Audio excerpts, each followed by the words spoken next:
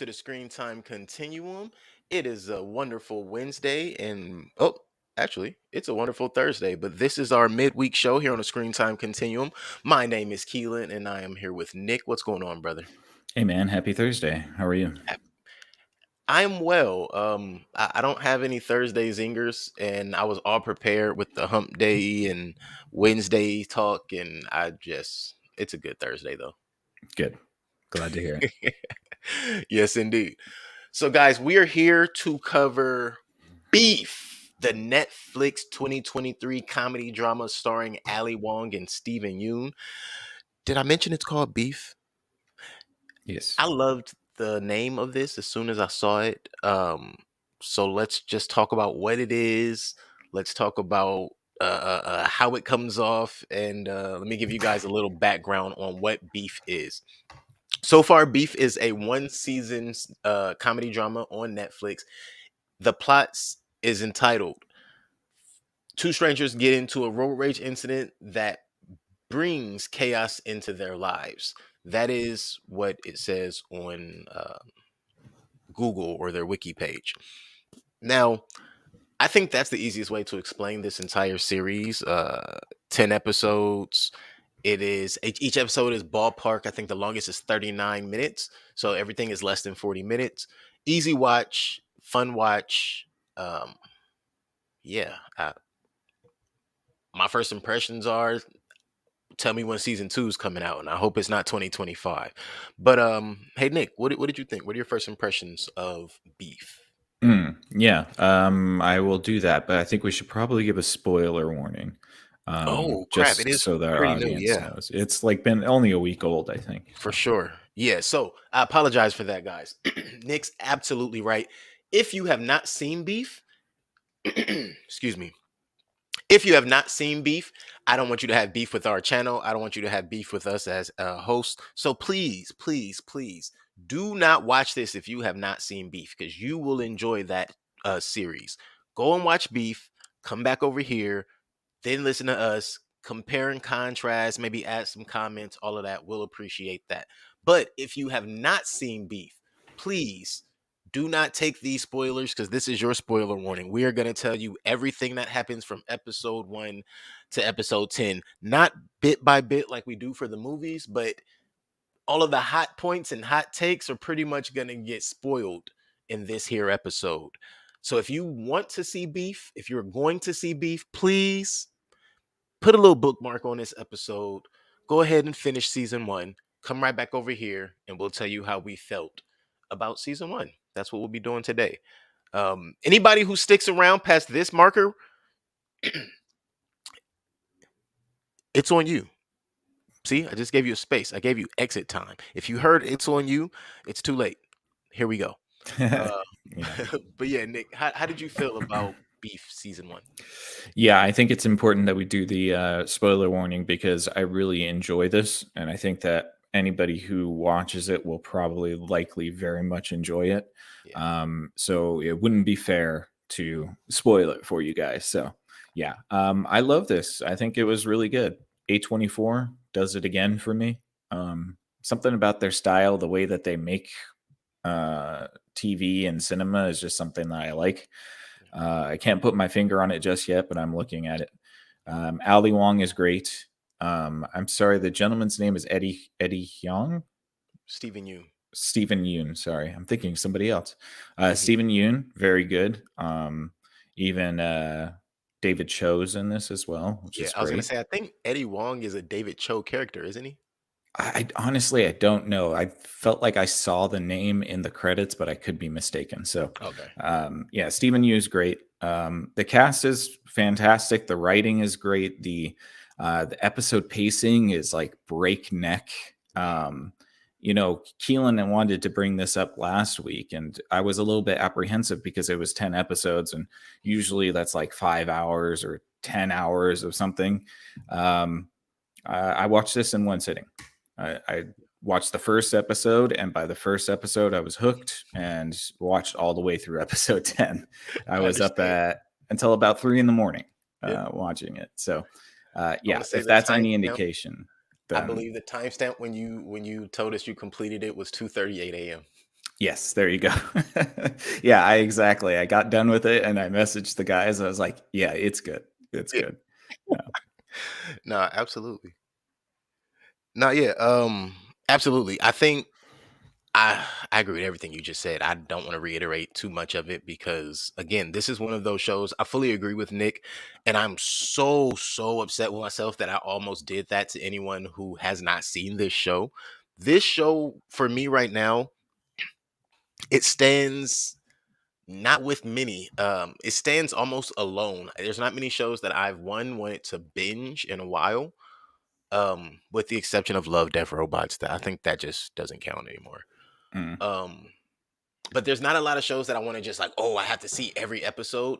And I was almost angry at myself trying to pace myself through the episodes. Like, oh, I'm not going to watch more than 2 episodes, or I'm not going to watch more than 4 episodes. And when you get up What to are you 4 and 5 episodes, right? It's like when you get up to, oh, I'm not going to watch more than 4 or 5 episodes of the same thing in a row. Just finish it. Yeah. Yeah. Like, Ayla what are you says, doing to yourself? Ayla's got a comment here. Hey, what's going on, Ayla? Thanks for joining us. Ayla says, by about midnight, I knew we'd be up till 3. Yeah. So Certainly. halfway through, you knew that it, yeah, I mean, this is a solid, I did the math. I want to say it was around 5 hours and 8 minutes or so, or five. I don't remember. I wrote it down somewhere, but it's not right here on this paper. But the amount of hours that this is worth every single minute. Every Yeah. episode is entirely detailed to the every episode is a mini movie, in fact. Mhm. There's no filler episodes. There's no filler scenes. I don't think there's a filler statement in this entire thing. And Everything's very tight. Yeah. everything it's airtight. And you know what? It's one of those things where when you bring up A24, I thought about it because I was thinking about it as well when I saw that this was an A24 film or excuse me, production. The first thing I thought was they do two things really well. They tell stories and then they bring in great storytellers. And who's a better storyteller than a comic? Mhm. And Yeah. then you get actors that can also, I mean, or comics that can also act, and you just one day we'll have to do an episode on how A24 might be one of the most underrated production houses right now.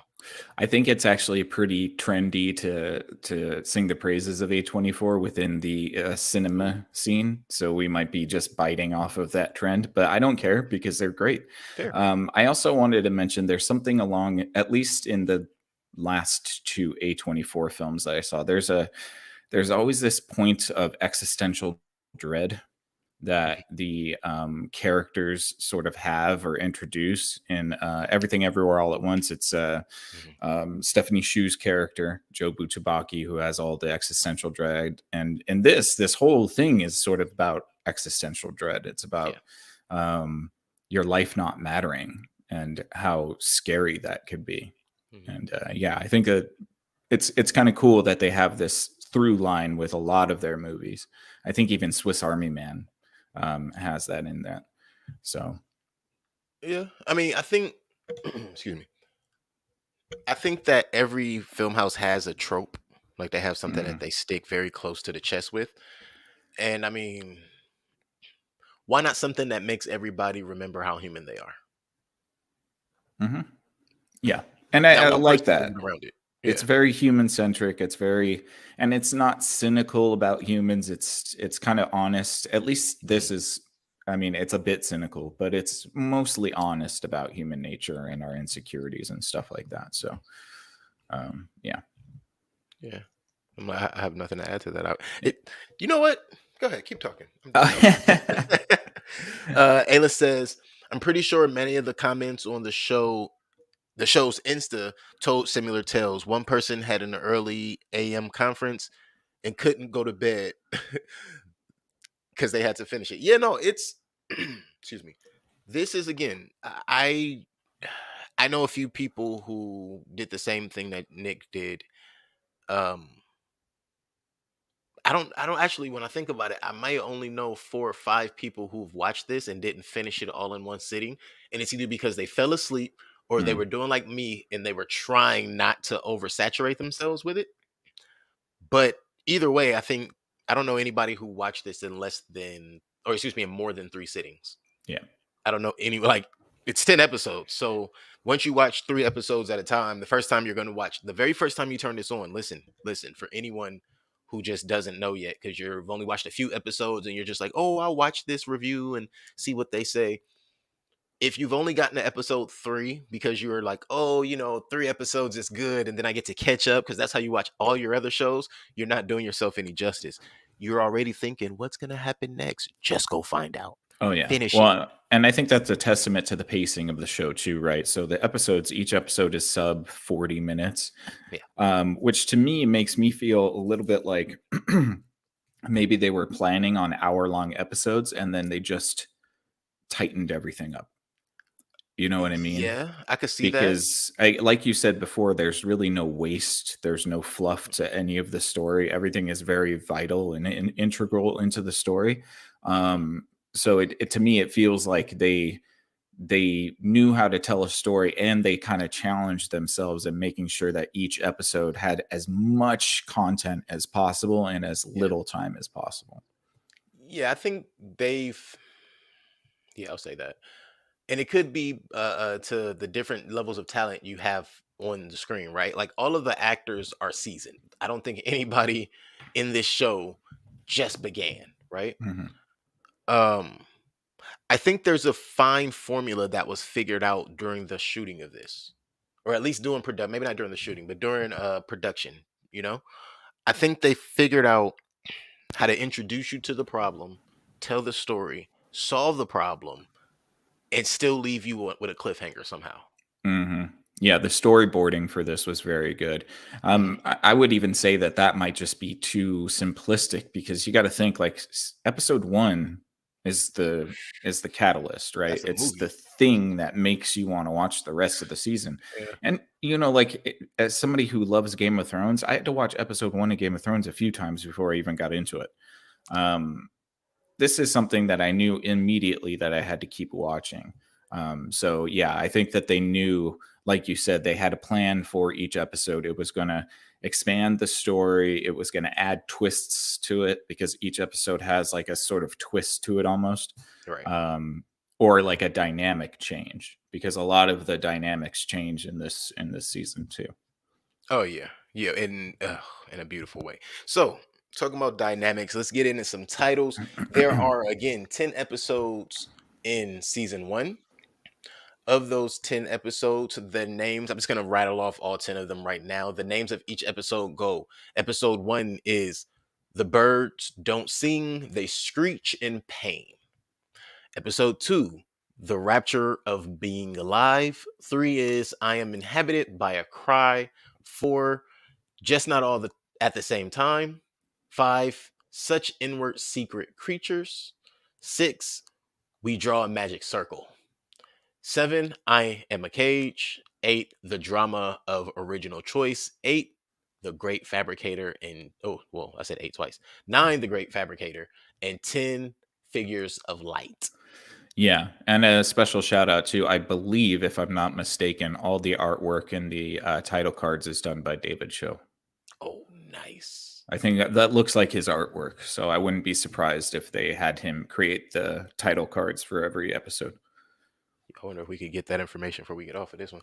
I tried, Wow. but I couldn't find it. Couldn't It's find just it. I recognize his art, so I think that's his art. Shout out David Cho if that's the case. And if not, somebody owes David Cho some recognition. I'm pretty sure it was him. All right. Well, shout out Yeah. David Cho. I mean, you know what's funny? He's like, damn, I have to say this. There is a stereotypical actor in every nationality or every ethnicity or every cultural background, whichever choice you use there, right? David Cho is probably one of my favorites, and I'll explain why. I think that's really who he is, but I think Oh, that's he because is. all of the guys, like, excuse me, Omar Gooding, Cuba Gooding's brother, right? He was always kind of cast as the tough guy, right? I think that's really who he might be in real life. Just a real cool, humble, nice people, But when you Mhm. push them too far, you get this other side, and you're like, hey, oh, okay. And even the other guy whose name I can't remember right now, but he always played in the Spanish TV shows and things with the bald head and the slit eyebrows. Um, but yeah. With you bringing up David Cho also being an artist, the point I'm getting at is these guys are great actors, and they're able to portray this persona in such a way that you can't differentiate through who they are, and that's just a ode to the art. And with you bringing up him being an artist, I felt that was worth saying. Yeah, he plays a more of a gangster in this, but yeah, he's it's still very similar in the way his mannerisms are, and at least in the interviews that I've seen. Mhm. Um, but yeah, I mean, where do you want to even start? I guess we could just maybe since you mentioned all the episodes, we can just talk about like briefly what happens in each episode. Do you want to do that, or do you want? Because I'm not really sure. There's so Yeah, much. there's a lot of ways we could talk about this. Yeah. Let's make sure that everybody knows what we're not going to do is we're not going to point out all of the uh things that are Details. so relative and detailed about how this parallels with real life. No, we enjoyed this show. Knock that shit off. So that's the first one, and I want to say that because I think a lot of times we'll get into like we have to break down every step, and then it's easier to like, oh, this is really about this is 10 episodes. There are so many real life details in between the weeds that Yeah, that we I can't think it'd be get too into the hard. minutia. No, Yeah, I think this would turn just into a broad therapy strokes. session. Broad strokes. What's up, Big Mike? Big Mike says, so I didn't watch this one. Sorry to let every one of the fans down. Yes, Oh, we are wish you, disappointed, but you should watch it because I think you'd like it. I And think you'd love it. we're still waiting on Big Mike's grand rejoining of the channel. So Hmm. anytime, man. Come on. Waiting to play that welcome back song, whichever version Mm-hmm. you want. Look, whichever version. I got the So, Klaxons horns all ready for him. Just oh give him yes. the. He's sitting there like, no, Mm, yes. So let's start with some of the characters. So we want to introduce our main two characters, Amy and Daniel, because mm-hmm. we get introduced to them very shortly. I actually appreciated how we didn't get two full episodes of introducing characters, because that is something that every TV show does nowadays. And let's be honest, we don't need it. You don't. Yeah, yeah. I mean, you have 10 episodes to build the character. You don't really need to do all the introductory stuff first. Right. They kind of do it, backwards. They set up the situation first, and then you learn about the people that were a part of the road rage incident. Right. You learn why you even care. It's like, Hmm. oh, is there me? But we'll get to that. So first let's start with Daniel, because that's the first person we see. Daniel is a business owner. Somebody who's trying to really make his way and take care of his family, but he also feels like the world's against him, and there's nothing he could possibly do to get ahead. Like it's all over. Yeah, he's got parents in Korea that are waiting for him to be successful enough to bring them to America so that they Back can to America. not work. Back to America. That's right. They went back to Korea. Right. But like his parents are still working. They're very old, and he wants to be able to be successful enough to bring them back and make them not have to worry. Hmm. My question is, how old were his parents? I mean, they look like in their late 60s to Mhm. 70s, maybe. Yeah. Possible. Yeah. It was just interesting to me because it was like, dad's like, well, I'll just go back to Korea and go to work. And it's like, either, so why can't you just stay? He trying to figure it out for you. Either you want to work or you don't. No, just right back to Korea. And it was like, I don't know. We'll get to all that. It just felt shameful. Um, But yeah, Daniel's a contractor. He's trying to figure it out, and he's taking care of his brother. But his brother is also a young adult who's trying to figure it out for himself too. So there's a lot of bumping of heads when it comes to that. But overall, Danny is trying to help everybody. Everybody's not really reliant on him, but he's really trying to take care of everybody. He doesn't have the means to, and that makes life really hard for him. Mhm. Um, And then you have Amy, and Amy kind of has everything figured out as a businesswoman. Everything's booming. She is taking care of everyone, but nobody acknowledges it. And we see that a little bit into episode one. She has a husband who's not really helpful. He's really trying to figure out how he can become the best version of him, and thinking that the way to do that is by telling her how much she's not helping him be that. It's What? weird. What? George, by Yeah. What essentially about him? the way he talked with Amy, like always asking her, like, "Oh, we could sell the vase." Episode one still. We could Hmm. sell the vases, or excuse me, what was it? The There are chair. vases that he sells, right? No, it was the chair that they were. No, no, no, no. That was What their what is it safety that aid. he makes? He makes Oh, he vases. makes No? those vases. Yeah, Yeah, that they could sell those in her it's store ugly because they fucking aren't vases. ugly as hell. Because they aren't selling in the gallery, and it's like, well, if they're not selling in the gallery, which is for art, why would they sell in a plant store? Like, buddy, I don't get it. But it's like I felt like what he was doing was basically telling her, like, oh, well, you're not helping me by not letting me do these things because my vases aren't in your store. You're not helping me because I'm not. Well, his whole Uh, thing was that he was a kind of the kept man, and yeah. like he wanted to make a name for himself by being an artist, and so Mhm. his inability to sell any of his work, and the only thing of value being his father's work, which was the furniture, I think made him that insecure about it because Got it. he That didn't is a have good. anything to offer as far as because Amy bought everything. Amy bought the Yeah. house. Amy owns the business. Yeah. You know, yeah. Yeah. I think I did get that he was jealous of her success from the very beginning. And maybe that's what I was trying to convey. Just find it. I didn't find those words. Also, as we're introduced to Amy's mother-in-law, we initially are made to believe that she hates Amy and despises her in a way. Um, I am gonna enjoy talking about the blossom of that. But yeah, so everything else pretty much revolves around Danny and Amy.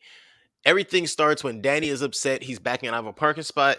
Everybody sees this in the trailer, so hey, this is when we all knew it was gonna get crazy because we've all been in a situation where somebody just leaned on their horn for no reason at all, Mm. and or for a reason. Sometimes we out here messing up on the road and we don't want to hold ourselves accountable. That's a real thing too. But yeah, they get into a mini road rage incident. She blocks him in, honks the horn, pulls off, flicks him off, and they chase each other around and around the city, causing all types of chaos. And it's so difficult to really explain why they're angry. But again, if you're an Yeah. adult and you drive, you've been in a road rage incident. It doesn't make Well, sense it's also we find out why they did the whole thing towards the end, towards which the is end. Yeah. why I kind of like this. And they talk about the all we are snakes eating our own tail. Well, the story is kind of in that where it's like the end is at the beginning and the beginning is at the end. So like the road rage incident, you don't have any information about it until you get to the very end of the story, which then brings it back full circle. But what I like about the road rage incident is and it's something that we talked about in our Spielberg episode. His first movie was this idea about a man being run off the road by a semi truck, of the driver you didn't see. And I like that they kind of play on this a little bit. It might have been a little bit of an homage, maybe, or it could just be that they were thinking Yeah, similarly. it could have But been incidental. you don't see Amy throughout the whole road rage incident. You only see her afterwards. Right. So you have this very sort of comedic moment because like he's flipping out over this driver who constantly just gets the better of him in the chase. And we don't know who that is until they finally reveal that it's Amy, and she's super rich and she's super posh. But what we find out later on in the series is that there are reasons that she snapped, and there are reasons that he had to stand up for himself because somebody who feels like they're always a doormat eventually wants to stand up for themselves, and somebody who feels like they're not powerful eventually wants to feel powerful. Power. Yeah. Yeah. Absolutely. Yeah, Thank you for clarifying that. I couldn't find the words, but Oh, that's okay. Yeah. this is definitely one of those stories where you have to see the entire thing to even, and that's why you have to finish the season Mhm. because you have to know what happens next. If it doesn't come full circle, you're really at a loss.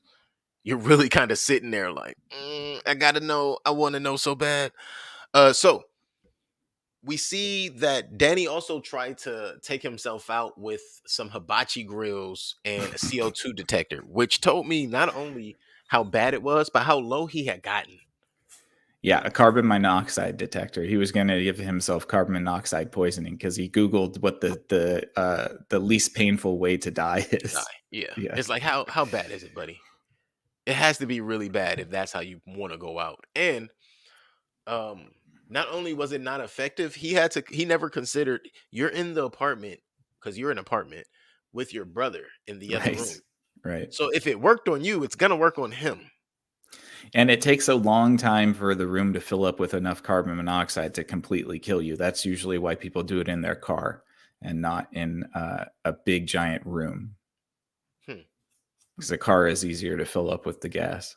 Oh, okay. I was really drawing a blank. Like, wait, what do they do in their Oh, car? you Like, know, like the trope of like somebody sitting with their car running at oh yeah, no, I with know the what you were talking about. I yeah. just, if I'm being honest, I never thought about it in terms of volume. I just thought it was in Mhm. terms of inhalation in general. Yeah, I mean, that's why it wasn't gonna work for him because he was sitting in that big room and he's just Yeah. sitting there, and of course, the monoxide monitor is going off, but there's still a whole bunch of oxygen just inches above the ground, so Mhm. Yeah, you're right. And he's on the ground, so yeah, he's not. Maybe if he had a sat on the top, like had a bunk bed. who knows? It wasn't gonna work. It was just gonna Yeah, be a that's not on the disaster.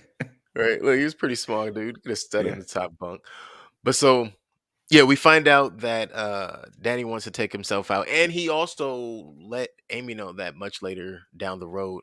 But at this point, he and Amy are enemies, right? They had the road rage incident. He goes home. He's talking to his parents. When we meet Paul, I didn't understand how the first thing Paul's talking about is this 2K chain he had bought, and then you realize he bought it with crypto money. But later it starts to make a little bit of sense. Like I guess there's a level of maturity we see Paul go through. Yeah, he's definitely immature and sort of selfish. And his brother Daniel is very like he's got the sort of Korean familial piety going on where he wants to Mhm. take care of his parents, he wants to take care of his family. And Paul is much more of like the new generation where Right. he's like, no, I just want to get rich and do my own thing. Yeah. Yeah. Why are Mhm. you falling into those old traditional customs, man? When are you gonna make yourself happy? You're always worried about mom and dad being happy. He was like, he's not wrong, but He's not wrong, but you're kind of a dick. yeah. Exactly. Yeah. It's like you're not wrong, but where's your experience to put behind this statement, sir? Mhm. Um, we meet Isaac. Isaac is the cousin of the Cho Bros. He is the chosen one. Yes. We meet Isaac and we find out Isaac's been out of jail for only 3 months now. I mean, Isaac was in jail because he was doing some illegal shit out of Danny and Paul's parents' hotel, which this is where for me it gets weird because there are some questions that need to be answered that were never answered. Mm. What was Isaac doing out of the hotel? Okay, ooh, he's a bad guy. Yeah, yeah. No, what was he Smuggling. doing? Ah, okay. He The was, import yeah, export situation before import it was legal. export. Mhm. Okay. Well, he did eventually make that legal. Um, Well, he okay, so said it was legal. Who knows? that's a good point. That's a good point. But so yeah, the import export thing turned into smuggling. I never really put that together, if I'm being honest. Yeah, it's I guess it's we're under the impression that he was running I mean, basically selling illegal goods from the motel. But Danny wasn't Oh, you're aware right. that they were illegal, and so they No, get they were caught. counterfeiting. He was holding counterfeit baby Baby formula. formula. Yes, that's right. Yeah. Counterfeit baby. I didn't even know you could counterfeit baby formula. Me neither, man. That's what I told him. That's what I Mhm. told him. And oh my god. Okay, so it wasn't until episode 8 that the whole like, man, I told the police. I told them. No, it's like I told him it wasn't my fault. I told him I was at first I was like, why do they keep doing that? Like the police don't listen to you talking about, oh man, hey, man, I told him. Like that's not how that shit work. Maybe. Mm. That might be how that work. I don't know. I don't think that's how they don't sound real. You know what I mean? And then we get later and it's like, oh man, I told the police. No, I told him. And it's like, oh, you just used his own shit on him. Like Mm. Danny and Isaac. Anyway, so Isaac, we never find out a few things. One, how did his parents get the motel? What if we find out that it's deep, right? Like they got the motel because Isaac's parents helped out, and then Isaac couldn't be sent. I mean, he was sent to LA to get away, and Oh, they just okay. sent Well, him away packing. that's a backstory that doesn't really even exist. It doesn't exist at all. That's the part that's what I'm saying though. It's the part that I never got answers to that I wanted answers to. One, maybe not so much how they got the hotel, but more about Isaac in that situation. Who I think was you can Isaac in all of it? assume. I think you can assume the parents got the hotel through really hard work, which is why Danny is trying to sort of emulate that grind lifestyle because because he's semi-responsible for his parents losing the motel. I mean, he is responsible. Let's be real. I was about to say, I don't know if he's semi anything. He's definitely Yeah. the one. Right. It's all Danny because you can't even blame Isaac. Isaac was just being Isaac. Right. I'm sure he's been doing illegal stuff before that. Long time, my friend. Yeah. Pretty sure that's why he got sent to. Well, that's what I was getting at.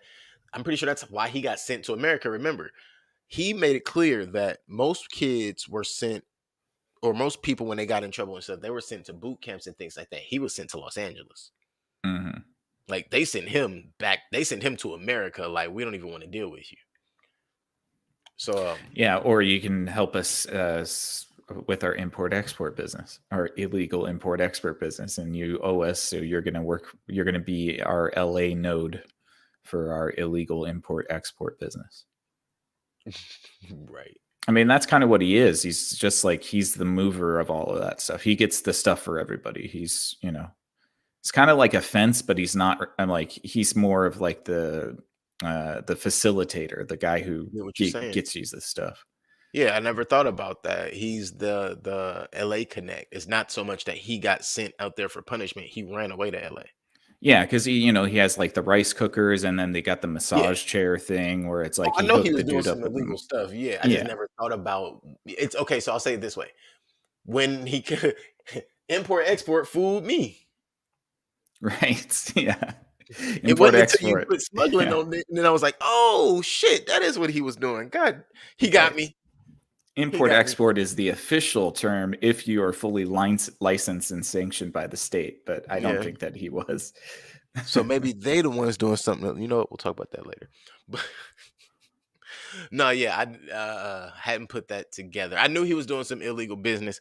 I mean, listen, the rice cooker thing was like, bruh, Kelly Clarkson rice cookers. That's hilarious. Which that rice cooker, I hated seeing those rice cookers. That's all I'm gonna say to that. I hated seeing those rice cookers, but we'll talk about the rice cookers later down the line. Because Danny's a dickhead. Danny borrows 20 grand from, and I'm really just laying the land for how it's already bad, but it's about to get worse. Danny's a contractor. He's getting lowballed by his customers. Most of his clientele clearly doesn't like him. They think he's an annoying asshat. Turn around, and Danny goes and borrows 20 grand from his cousin, who feels like he owes him the money, but you still have to pay him back. So does he really feel like you owe him? And is this really what you think it's about to be? That should have been your first red flag there, right? I mean, like, you're the reason my parents don't have a motel, and you're not going to just give me this 20 grand. Right. What's going on? Right. And also I thought to myself, Danny's clearly been asking Isaac for money for a long time. I think that's why he felt like he owed Isaac a favor in that moment with the hotel thing. Maybe. Yeah. I'm thinking Isaac's been floating Danny for a while, the same way Danny's been floating Paul. Well, they say it kind of later on is that they weren't hanging out with each other, and that this is kind of their after. So they, before the motel thing or after or something like that, they stopped hanging out with each other. Right, because we don't exactly know how long. We don't know if he just got out from the motel thing, because his parents. We don't know how long they didn't. Yeah, they lost it. So yeah, it doesn't seem like they just left and made a turnaround. Seems like they've been gone for a minute. Yeah.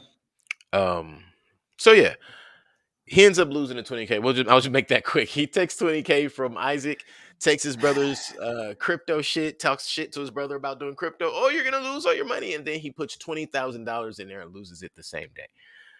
I Yeah. mean, technically, he doesn't lose it. It's just that it went down to like $2,000. But if he just held on to that wallet, it could go back up to 20K, and then he could just. It's Bitcoin, so we know what Oh, Bitcoin it's does. Bitcoin. Yeah, that could come back. You're right. Yeah, it could come I was back about to up. say, what coin was it? I don't think we knew what coin Oh no, it because his was. brother made it seem like he was doing a bunch of different coins. I mean, It was I Bitcoin. just saw Bitcoin on there. Okay, So okay. Oh yeah, yeah, no, they should have just chilled out, went to work for a yeah. couple Just days. hold for a few months, and Probably you'd would have had probably be 60 in back. that You thing. What you could have, talking about? yeah. Take that 20 out, leave that 40, and let it do its thing. Mm-hmm. Dummy. Yeah, yeah. When you don't know what you're doing. And I did think about that. What he should have done is he should have conferred with Paul. I understand at that Right. time they didn't really have that line of communication, but now you're being more of a dickhead than Paul. Well, What if yeah, and I guess what if Paul had $4 grand from $5? right. I guess it demonstrates that he knows nothing about crypto too, because he could probably have shown that to Paul, and Paul would have been like, "Just wait a few months, and it'll be back. Don't We'll be worry." back. Yeah. Yeah, he knew nothing. He knew Yeah. nothing at all. Remember, he thought it was gambling. Right. Right. Or well, that's what he said. He thought he said it was gambling. Mm-hmm. Um so let's see. Oh, and Danny almost dies, but of course he's still doing dumb shit. Um he's getting lowball, blah blah blah. Oh, the beginning of Amy and Jordan. We see Amy and Jordan, or aka Jordana. I forget her last name. Forrester. Jordana Forrester. Jordana Forrester runs like the Walmarts Mm-hmm. of this beef world, and Amy Lau runs Koyo House, which I guess would be like one of those brands that sells It's a to it's a Walmart. boutique. It's a boutique plant store Yeah, in Beverly Hills. Yeah. I'm not gonna lie and tell you they don't exist because Oh, I'm sure they exist. I just think it's hilarious because each plant is probably like $10,000 or something. probably I can't even speak. And you know what's so funny is the plants are supposed to be the pottery is all generic. Mm-hmm. Like they'll tell you, like, oh yeah, no, we buy those wholesale downtown. Like, then what am I buying here? Who Gosh, knows? Because they're just money trees, most of them, anyways. never thought about that. I mean, like I didn't see any very exotic plants in there. Most Oh, of it okay. was You just mean in money the trees. show itself? I thought you were talking In about. the Okay. yeah, Yeah. in the Koyo house, like most of the plants were just very generic, either succulents or money trees, or Right. maybe a What the hell is fern. a Koyo house? Oh yeah, what the hell is a Koyo house? Right. So yeah. Oh, we see Junie. We meet George and Junie. I did kind of skip over George and Junie. We see George and Junie. I talked about George. George is disconnected from his wife. There's nothing really going on there. They definitely do not like each other. Yeah, he's Um, kind of a new agey sort of like breathe, babe, try to think about your positive intentions and stuff. Man, I thought she was gonna Because punch him in the face. yeah, Amy comes back from the road rage incident. She wants to tell George, but then George just stops her. Right. And is like, you should really try your gratitude journal again. Man, like, oh yeah, maybe I'll do 2 gratitude journals a day now. I'm gonna punch you in your shit. Tell me your Yeah. gratitude journal. Right. Yeah, I initially did not like George, and I don't Yeah. think I like George at the end of this either. Oh, I certainly don't like George. I was sympathetic towards him up until a point. No. I felt bad for George 2 episodes. That's it. I Just felt 2 bad for George until I realized that he was sort of like semi cheating. Oh no, I figured that from the beginning. Oh, I didn't. Yeah. Yeah. Yeah, I figured that was what was the disconnect for George, is that he was already doing his thing. Mm. Um I only liked George, or I only felt bad. I never liked George, excuse me. I only felt for George in the moment of no, I did like George in one moment. I felt for George in the moment of her cheating. Like Hmm. when she actually stepped out on him, officially stepped out, that's when I felt bad for George. He didn't Yeah. deserve that. No, he didn't. But in the moment we didn't know whether or not he was doing it. Hmm. So I couldn't exactly feel bad for him. I just was like, I was on the fence. I was really thinking to myself, both of y'all are shit. And that's when I Yeah. realized, like, okay, that means I feel bad for both of them at that point because Yeah. nobody really deserves that. But George, George wanted half of the shit that happened to him to happen to him. And I the only think time I liked George was when he actually looked like a father. yeah. I think he was just kind of he was okay with taking a back seat, but I think it also made him very insecure. And Extremely. I think that that's probably part of it. So much so that he has to lock the gun up because he doesn't, Yeah.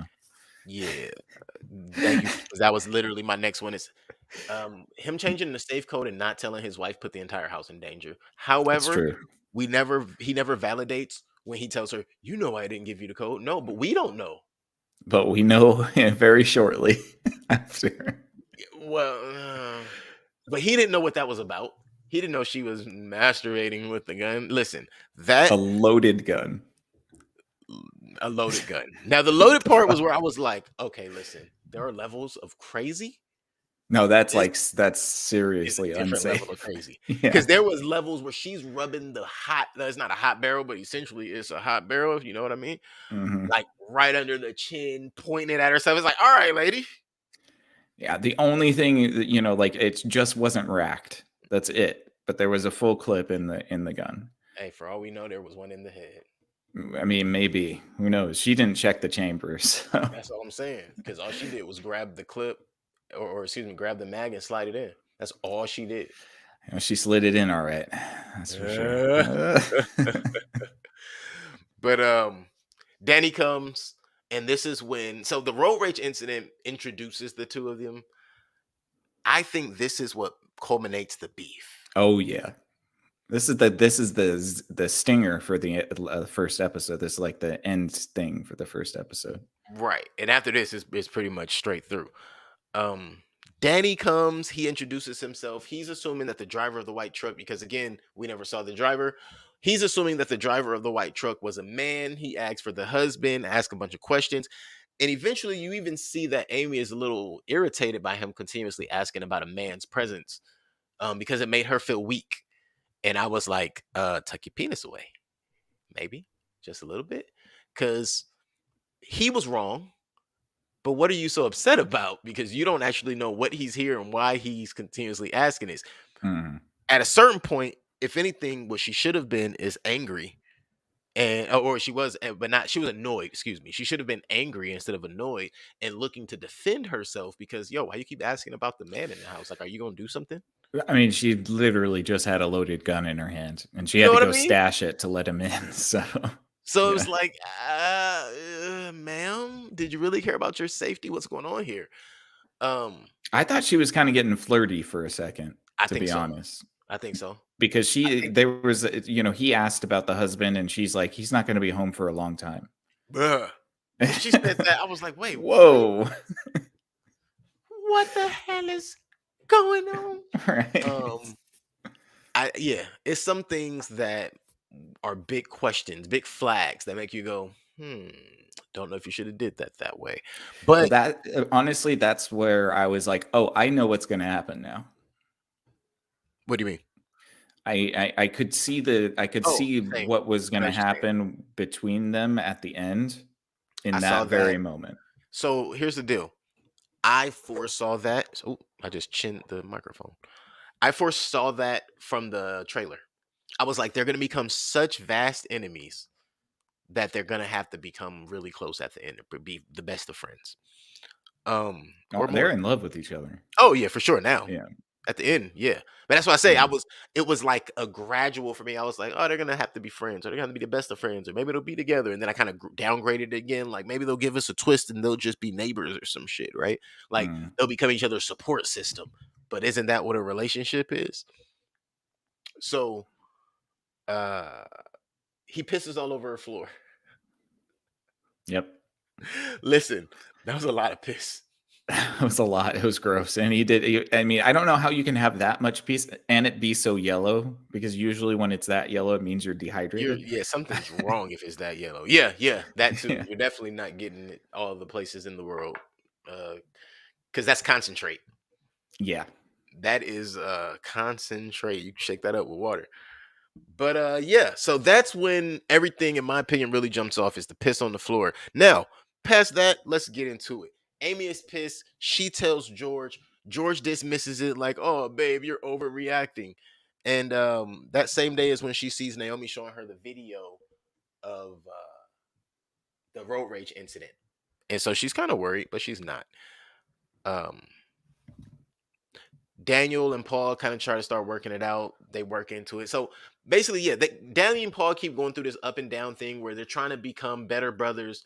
Paul wants to help Danny because he wants to grow up. He's tired of being looked at as the little brother. He's been sunned by Isaac at this point because of, traditional values of Koreans, and you have to bow and all that kind of, or not bow, but pay his Show respect. deference to your elders. Yeah. Yeah, and Isaac's a dick, so that all doesn't help. But he looks up to his brother in a real way, so he's really trying to help, in his own way, Danny become a better businessman. But that shit don't work out too long because Mm-mm. Danny's not built to lead yet, and Paul definitely isn't built to follow. So we see them go over and talk to Veronica and Edwin, but that just leads to Danny becoming a church member, and that kind of just got casted away. Yeah. No. Well, I mean, after the whole Edwin thing is brung full circle. I guess, right. Yeah. He doesn't go back to the church, but we don't know. He Maybe might. season But two. he ends up Season two for becoming sure. the leader of the church. Yeah, he's the praise team leader and probably a deacon and stuff now. And isn't he dating Esther? Yeah. Yes. Which Isaac should beat his ass for that too, but we'll get to that. Oh, yeah, because she was with him at the Man, beginning. for real though. Oh, yeah, that's right. He did Isaac so goddamn dirty.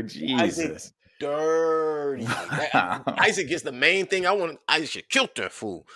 Yeah. But he'll get his chance. Maybe. Yeah, I didn't like the way he did Isaac. Isaac seemed like the only person looking out for Danny through this whole show.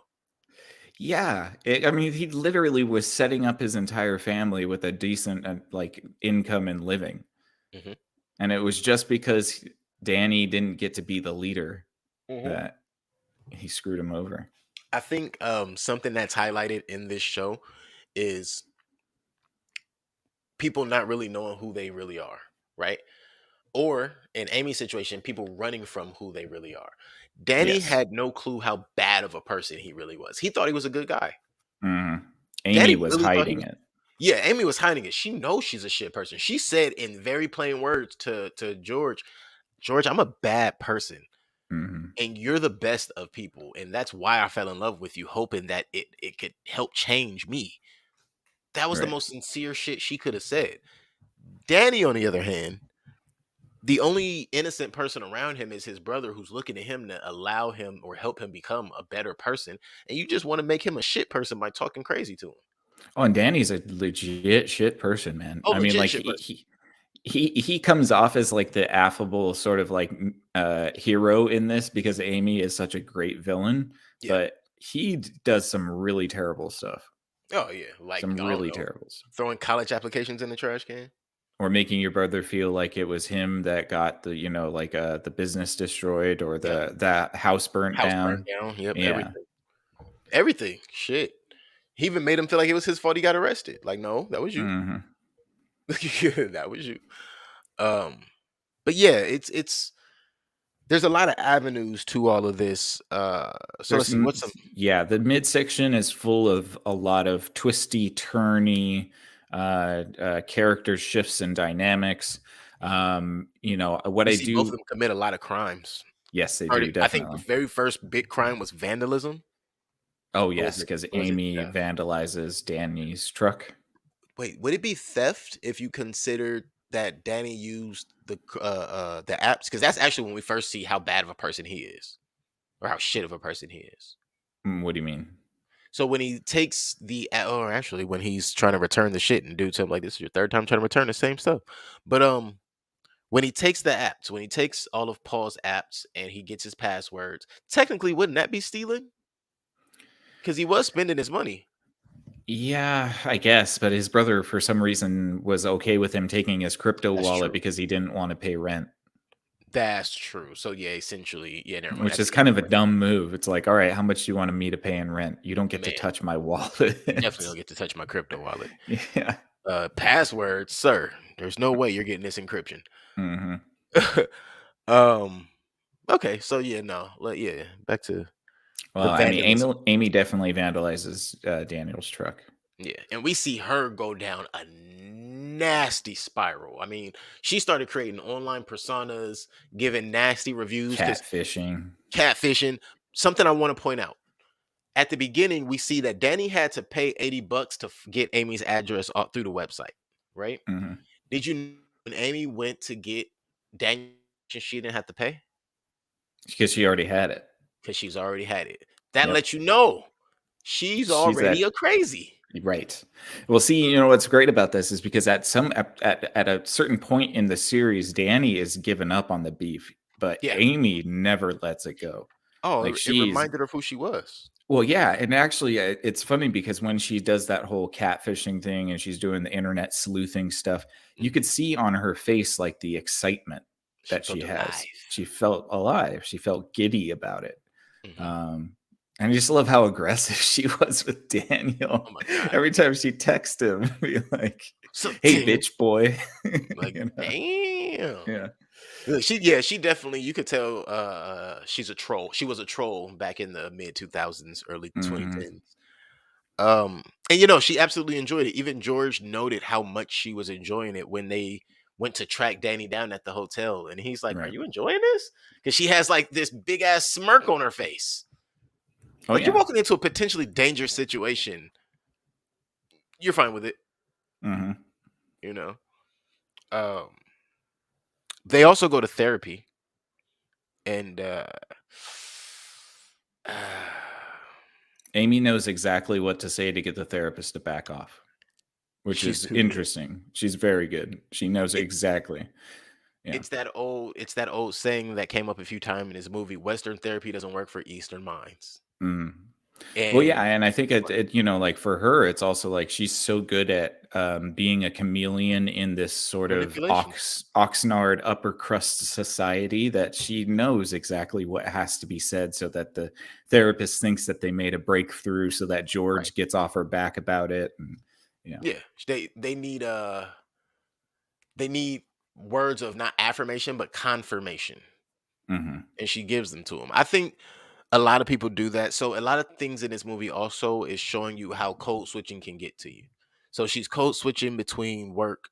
She code switches at home. She code switches for her daughter, for her husband, and her mother-in-law, for the therapist, for Jordana, for Naomi, and I Danny's the can't. only person she can be herself with. Right, Daddy. She finds that, and that's the only person she can be herself with. And then Yeah. there was something that was said through I can't remember which episode it was, but it was something said at one point about and I don't even remember who it was either, but it was about when you're being so many different people and doing so many different things, you have to stop and ask yourself, when was it that, or what time do I have for myself, or who am I for myself?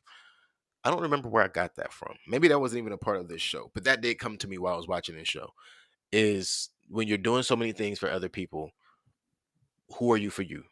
When do you show up for yourself? You show up as, um, Oh, you that know, was George to Danny. that was George to Danny. Okay, I'm like, I thought Yeah. that was it in this show. Because they're having this sort of argument with each other, and he's like, man, you're always focused on mom and dad, you're always focused on what you could do for everybody else. What about you? When are Mhm. you gonna live? um yeah, Yeah, and that's a kind of a poignant argument, although it's myopic in the sense that it comes from a like 22-year-old kid who has no experience with life yet and doesn't really have any responsibilities. So mhm, yeah. right. Let's see. So we saw her create all of these personalities, and oh, the reviews have pushed him so far that there's a point where Danny's gonna go after his car's been vandalized. He's gonna vandalize the Mercedes, and when he starts putting lighter fluid on it, he's about to strike the match. He looks up and he sees Junie in the back seat. Yes, because apparently Amy and George leave their child in their car while they're having therapy. Thank you. That's the part I was confused by. Like, Like, why? I don't think that's okay. It's not even like you can't even do that if you're about to pop, like pop into a mail or get like pop out to a mailbox. Like Made you no sense. can't do that. It made no sense. It's But that's where not. she was. Yeah, And that's what caused their car not to get set on fire at therapy. Now, if you ask me, had he been able to set the car on fire at therapy, that would have changed everything. That I right think it there. could have. Yeah. Well, I mean, knowing Amy though, Amy would have accelerated it further. True. That's true. Because now you've involved my therapist. Hmm. We would have You've had embarrassed me. yeah, exactly. You've embarrassed me. Yeah, that actually could have got a lot worse than I think. But so we get forward, and what we see is Amy's now created Kayla, and she used Mia's pictures. And when she went on Mia's Instagram, she noticed that George had liked a whole bunch of Mia's pictures. Ooh, what's going on here? I See, just and thought that was I dumb. think there's one critique I have for this is that when you're showing the phone, it's very difficult to focus on what you want me to focus on because Ah, the okay. focal The points of the very text, when they kept showing the phone and I couldn't get what they were trying to get me to see. And I thank you for catching that because yeah. I didn't understand what the heck was going on. Yeah, they Um, wanted you to see. So on Instagram, when you see when you see somebody, a picture of something that somebody else liked, mhm, um, usually the most recent person that's on your friends list that liked it as well will pop up. That's what'll be up there. right. So, or maybe it's somebody in your friends. I don't know exactly how they do it, but it's usually going to be somebody if somebody has liked that or commented on it. Gotcha. Yeah. And that's what it was. Is George's page for his art gallery kept popping up, like on every single one of her pictures. That's what was Oh, the top okay. one. Yeah, I didn't catch that. I kept they just kept focusing on the pictures, and I'm like, what am I supposed to be getting from this? I didn't even I thought notice it was Mia at the time, to be You know honest. what's so crazy is I didn't Yeah, realize it was Mia either. I thought it was just an Instagram chick because I did too. they Yeah. showed the face I think in one or two, but it also seemed like because they were trying to show us the name, for a moment it seemed like they were focused on her breast, and then I Mm, realized like, oh no, they're focused on the name. Um, I didn't realize it was Mia until when did I realize it was Mia? That's a great question. I know when I knew for sure it was Mia, but I don't know when I first thought it was Mia. But it was before we were confirmed that it was Mia that she was right. using, whose picture she was using. Hmm. Um, but Danny goes and he joins the church after he's talked with Veronica and Edwin, and now he's over there trying to get renovations done. Trying to just get in some good words with the good Lord. And this is the first time now when things are starting to go well. He's joined the church. He broke down crying because things have gotten so bad, and he's just stressed out. I really like that Um, scene. oh yeah, it was a great scene. That was really good Uh, acting by Stephen Stephen Yoon. Young. Mhm. Stephen Yoon. Yeah, Yoon, yeah, that was really good. Yeah. yeah. Uh, he feels like God's kind of looking out for him and things are on the up and up. He starts helping out around the church. He even gives them a little bit of a free work, free labor, and yet and still shit just spirals out after he doesn't. I don't think he bought in as much as he wanted to, because I think he was doing that shit because he was trying to get Veronica Well, to be and he wanted fair, to break up their household. the only reason he went to the church is because he was trying to drum up business. And that was the only place he knew he could meet people that would give Yeah, him an in for business. that's true. So most of it was just to be able to get jobs. Hmm. I think the crying thing was a genuine moment for him where he finally like felt a Yeah, little bit of relief, but then he went right back to being, sort of his conniving self. right. Right. And because that's who he is. That's who he naturally is. I think that's why he and Isaac get along so well. Yeah, they're trying to hustle. They're always Yeah. trying to get a new gig. They're trying to get new work. They're trying to get a What come up. what's Yeah. Isaac call it? Peninsula mentality, baby. Peninsula mentality. I was like, yo, this dude is foolish. Um, so let's talk about Amy and Jordana. Jordana's a ass hat. I don't like her. But you're not supposed to like her. Mm-mm. Like there's nothing about Jordan you're supposed to like. Whatever you like about Jordan, those are probably the worst qualities about you. Cuz she's a character you're not supposed to like. Yeah. Um she pops up on Amy, or excuse me, she is condescending to Amy. She's the ultra rich, typical, like we said, she owns like the Target or the Walmart of the beef world. And she's trying to buy Amy out basically. And so at this point, we've seen that she's kind of infatuated with Eastern culture, more so than we really understood. By the time we get to the end of this, we find out that Well, she was into it and then she wasn't into it. So yeah, so weird. So weird. She pops up and gives the contract that Amy's been waiting for her to join the company. And you can see she's kind of just been giving her this roundabout circling. Naomi is Jordana's assistant. sister-in-law. Oh, And sister-in-law. she's Yeah. yeah, sister-in-law, and she's Amy's best friend or neighbor friend, really. They're not best friends, but she's Frenemy. her frenemy in the neighborhood. Mhm. Well, no, they're actually really friends at the beginning until Jordan gets involved. Oh, right. Yeah, it seems like they Well, were until best friends. Jordan takes a liking to Amy, which is Mhm, really what it is. Yeah. mhm. Um, I Naomi's an honestly, opportunist. yes, she is. Oh, she's a ladder climber. She's trying to get up to Jordana's level for sure. Yeah, I kind of suspected that Jordana was trying to do like corporate espionage on Amy in order yeah, to like steal her ideas and then manufacture in China, because she I kept think so. talking about how cheap it was in China. I was like, It oh, was a threat. are they gonna steal her IP? I think that was 1,000% a threat. Yeah. And think about this. Naomi, I'm jumping ahead, but it's still gonna happen. It's still gonna happen because Naomi's in control. But Oh, fair enough. Right. mhm, Hmm. mhm. So Jordan is she's just nasty. She's condescending. Naomi is definitely a ladder climber. She's doing her absolute best to get the information and to be she wants to be that connecting factor between Amy and Jordan because she's the sister-in-law. And she really has no place in the conversation, but she's trying to No. make force her way in. Yes. What does Naomi do for a living? Gossip. Hmm. That's it. Which, hey, you know what? Let's be real. 2023, Naomi really could have been making some money out there. Get her Yeah. online following. True. People would That's very listen. true. Yeah, People exactly. would listen. Sitting in Calabasas talking her shit by the pool. Oh, people would listen. But Right. hey, she didn't see her opportunity, right? She didn't have the right people to feed her mind. Either way, um, Amy and or excuse me, no, I'm still on Jordana. Jordana is trying to get it in. She's trying to get that contract. She's done everything to also let Amy know she don't care about her family. She only wants the money. She only wants her involved in the business so that they can get ahead. And Amy doesn't see it at first. Amy thinks that And this is she just how business goes. and she really only is buying Amy's business because she wants her husband's father's chair. Yep, she wants the chair. Like That's the that's only thing she has. really all it's about. Mhm. She spent $10 million for that Which chair. and what did she offer? Remember when she offered in person? 7.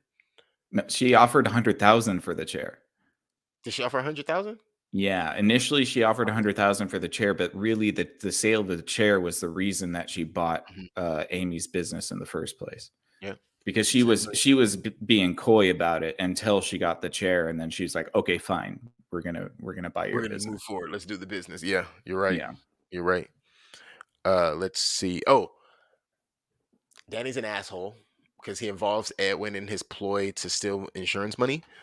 That was unnecessary, especially when you're not going to cut Edwin in. You don't like Edwin, and I guess that was his Oh, way of by if something taking went from bad. the church, right? Yeah, from the church. I guess that's his way of it. When something goes wrong with that, he can just put it off on Edwin.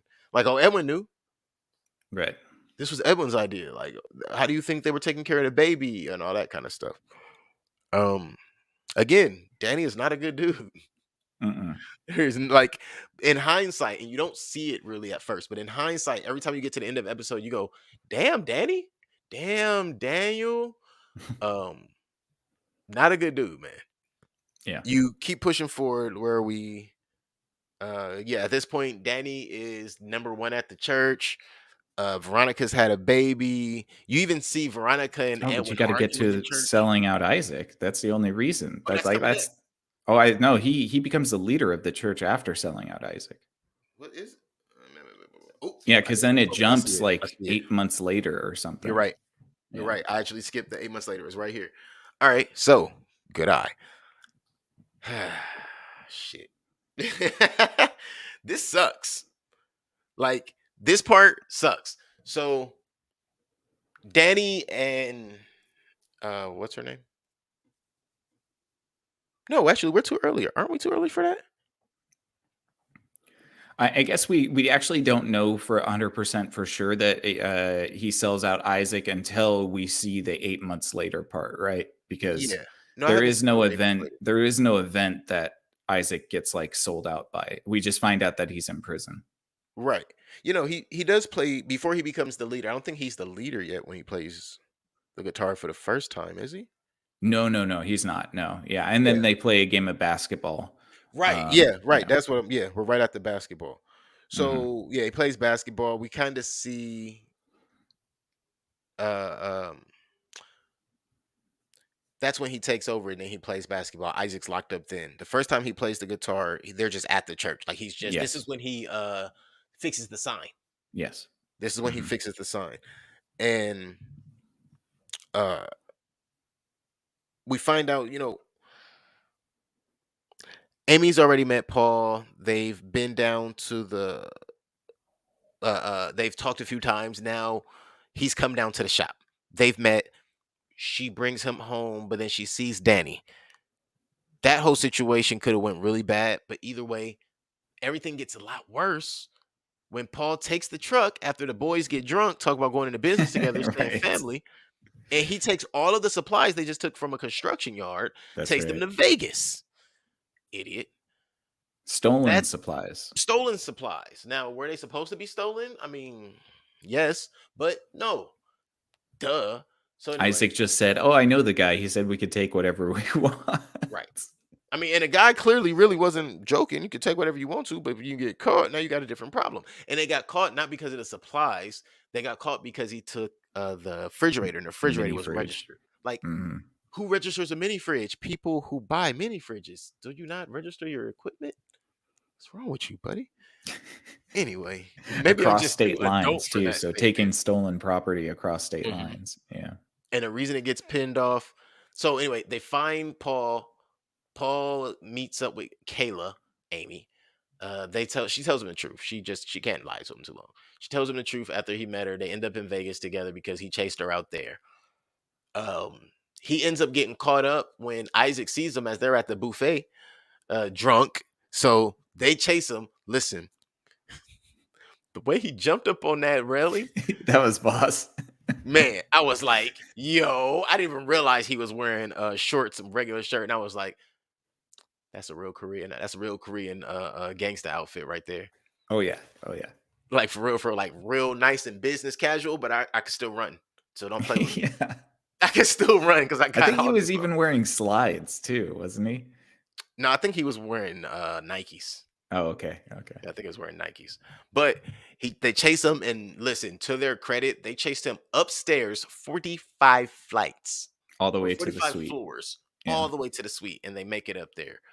Um so they get in there, beat him up, Thankfully, take the the way keys. that they shot this too is that you think that Amy is going up there as well because Yeah, she forgets her gets her phone. phone or something while going to the spa, but Mhm. it was a kind of a trick. They Yeah, the play time a little trick elapsed. on time lapse. Yeah. Yeah, time was definitely not the same, but I did like that as well. I'm thinking she actually did that after, or so no, she did that before easily because she had to go to the spa. So as they're beating him up, they take the keys from Paul, get into this argument. Danny smacks the shit out of him because he's being disrespectful, and he's Good. just I was being so an happy asshole. at that moment. First big That brother was move. like that was the first time he did that, the right thing for sure.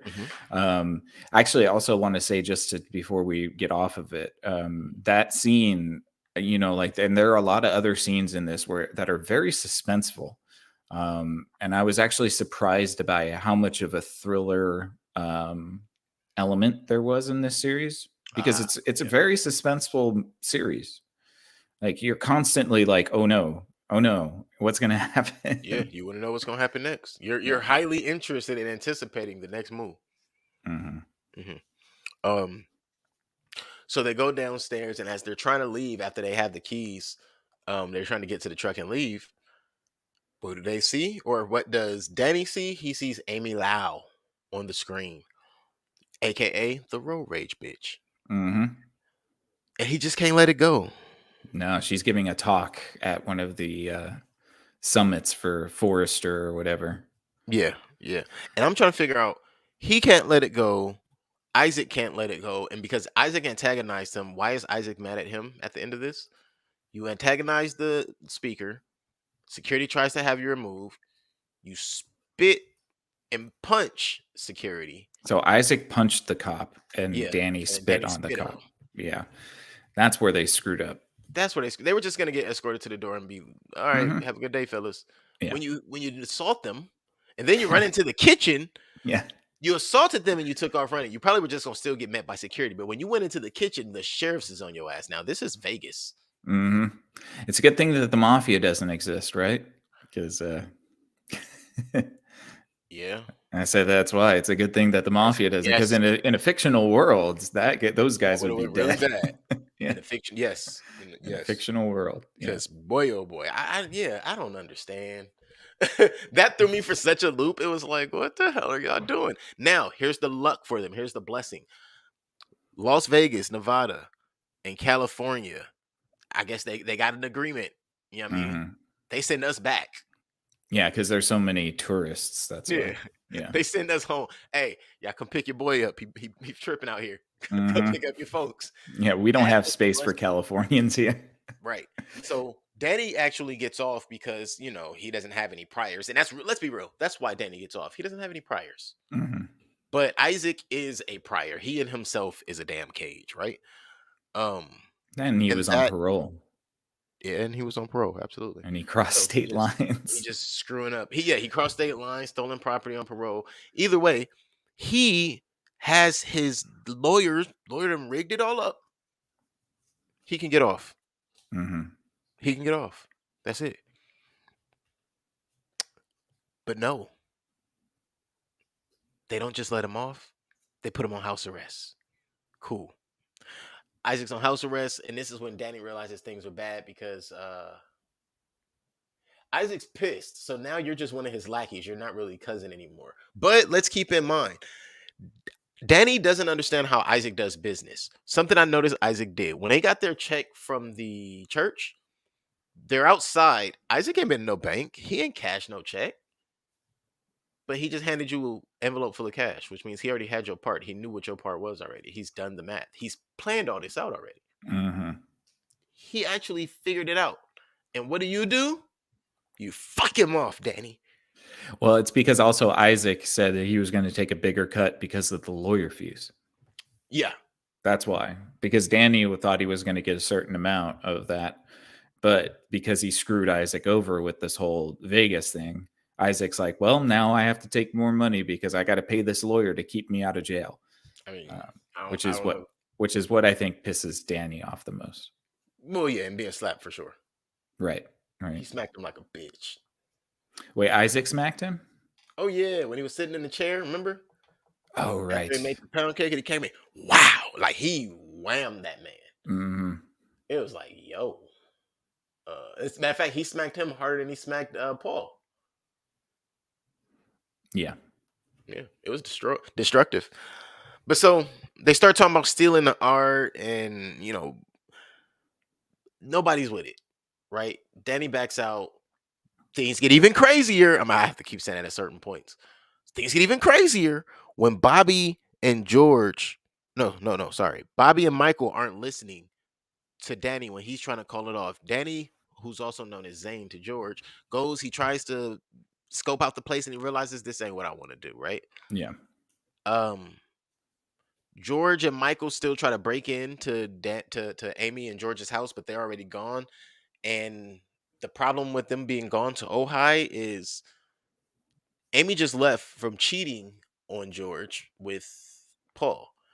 And Fumi, the grandmother, she's crept in the house because she wants to steal some art for herself to sell. What ends up happening is she gets the gun and she starts shooting at Michael and Bobby. I thought Bobby got shot. I did too. And fun note, I honestly think that Bobby was supposed to be Bobby Lee, and Yeah. something happened. Because him and David Cho and Andrew Santino and Stephen Young are very good friends. Right. So Bobby is definitely reference to Bobby Lee as the Yeah. name and Yeah. even the character a little bit, but I'm Yeah. wondering because Bobby Lee's not in this movie Right. I or the remember show. a while ago, yeah, the show. I remember a while ago, Bobby was talking about he was supposed to be on some show. Oh my God. Earthquake. I don't know what that. Oh, that's crazy. My finger actually got caught on the cord. I know exactly what happened. Mm, But yeah, I remember he was talking about work. Supposed to be working on some show, and then something happened. I don't remember what. mhm. It would be crazy to find out that whatever pieces of that story I heard were in reference to this. Yeah, I think it might be because again, him, David Cho, Stephen Young, I think even Ali Wong Yeah, I would and say Andrew Allie as well. Santino, they're all very close. And Bobby as a character is definitely a reference to Bobby Lee because I thought he's it was. He friends looked with Andrew exactly like him. Santino. Yeah, the cool part about when you even with you bringing that up, um, I just couldn't get out of my head that that's who that was supposed to be, I mean, that's and exactly who yeah, I was like, "Oh, damn, why didn't they just choose Bobby for this role?" why not? There Yeah, has to be a reason that something maybe negotiations. Who knows? Let's not speculate too much. maybe. Yeah. But yeah, so I thought that Bobby was shot, but he wasn't, and we see that Fumi has fallen down the stairs, and she didn't die. She didn't die. She just looked dead. She looked dead. Yeah. She looked dead. But we also find out in the same reference through that episode that she needs to borrow money. She has no more money left in her late husband's estate because she's blown through it all. She has a very healthy appetite for spending, and even though her accountant has told her time and time again she needs to hold back, she hasn't. She needs to borrow money from Amy, but she's been treating Amy like shit for so long that now we have to see this change, this air of motherhood come up over Fumi, and she becomes a mother not just to George but also to Amy vicariously. Well, also she has leverage over Amy because she knows That's she's true. cheating. Yeah, Yeah. she has leverage on both of them actually because she knows Mhm. both of their asses out of pocket. But the way she chooses to utilize it, I thought was actually pretty beautiful. She could have went like through the rest of the season the way she goes. That's like around episode 6, episode 5. So we have about 4, like couple more days left in this. Um, she could have made Amy's life a living hell. Oh, she could have, but she's old fashioned. She's got a sense of propriety. I think what happened was once she knew that she stepped out and knowing that Amy's the breadwinner in their situation, just the way it kind of looked from the other stories we heard of the people who were stepping out, Jordan not included. Um, the breadwinner got that pass, and Well, and so she's about to step into $10 million. You really want that to as burn well. that bridge before she does? Yeah, that as well. But so what I really think that the mom is doing is the same thing that Amy's mom does when she goes to visit her. Is kind of reminding Amy of Amy's place. So what role are you taking on? Okay, cool. This is your role. These are the things that come with your role. Are you ready Mhm. for that? Do you want to maintain that? Do you want to keep that? Because this is what you have to do. No, you don't run away from it. I think both mothers were being motherly in different ways. Fumi Yeah. was reminding Amy that you chose to be like my husband, and George is much like me. You know, he needs to be a what do we call that? Cared for Kept. man, kept man. Mhm. And her mother, Amy's mother, kind of giving her that reminder that no matter which side did wrong, all things need to be put to the past and you look towards the future. Whether you think that's right or wrong, that's the way you're gonna get through this shit, you know? Mhm. Um, those two moments with their mothers, I think they were so pivotal because you don't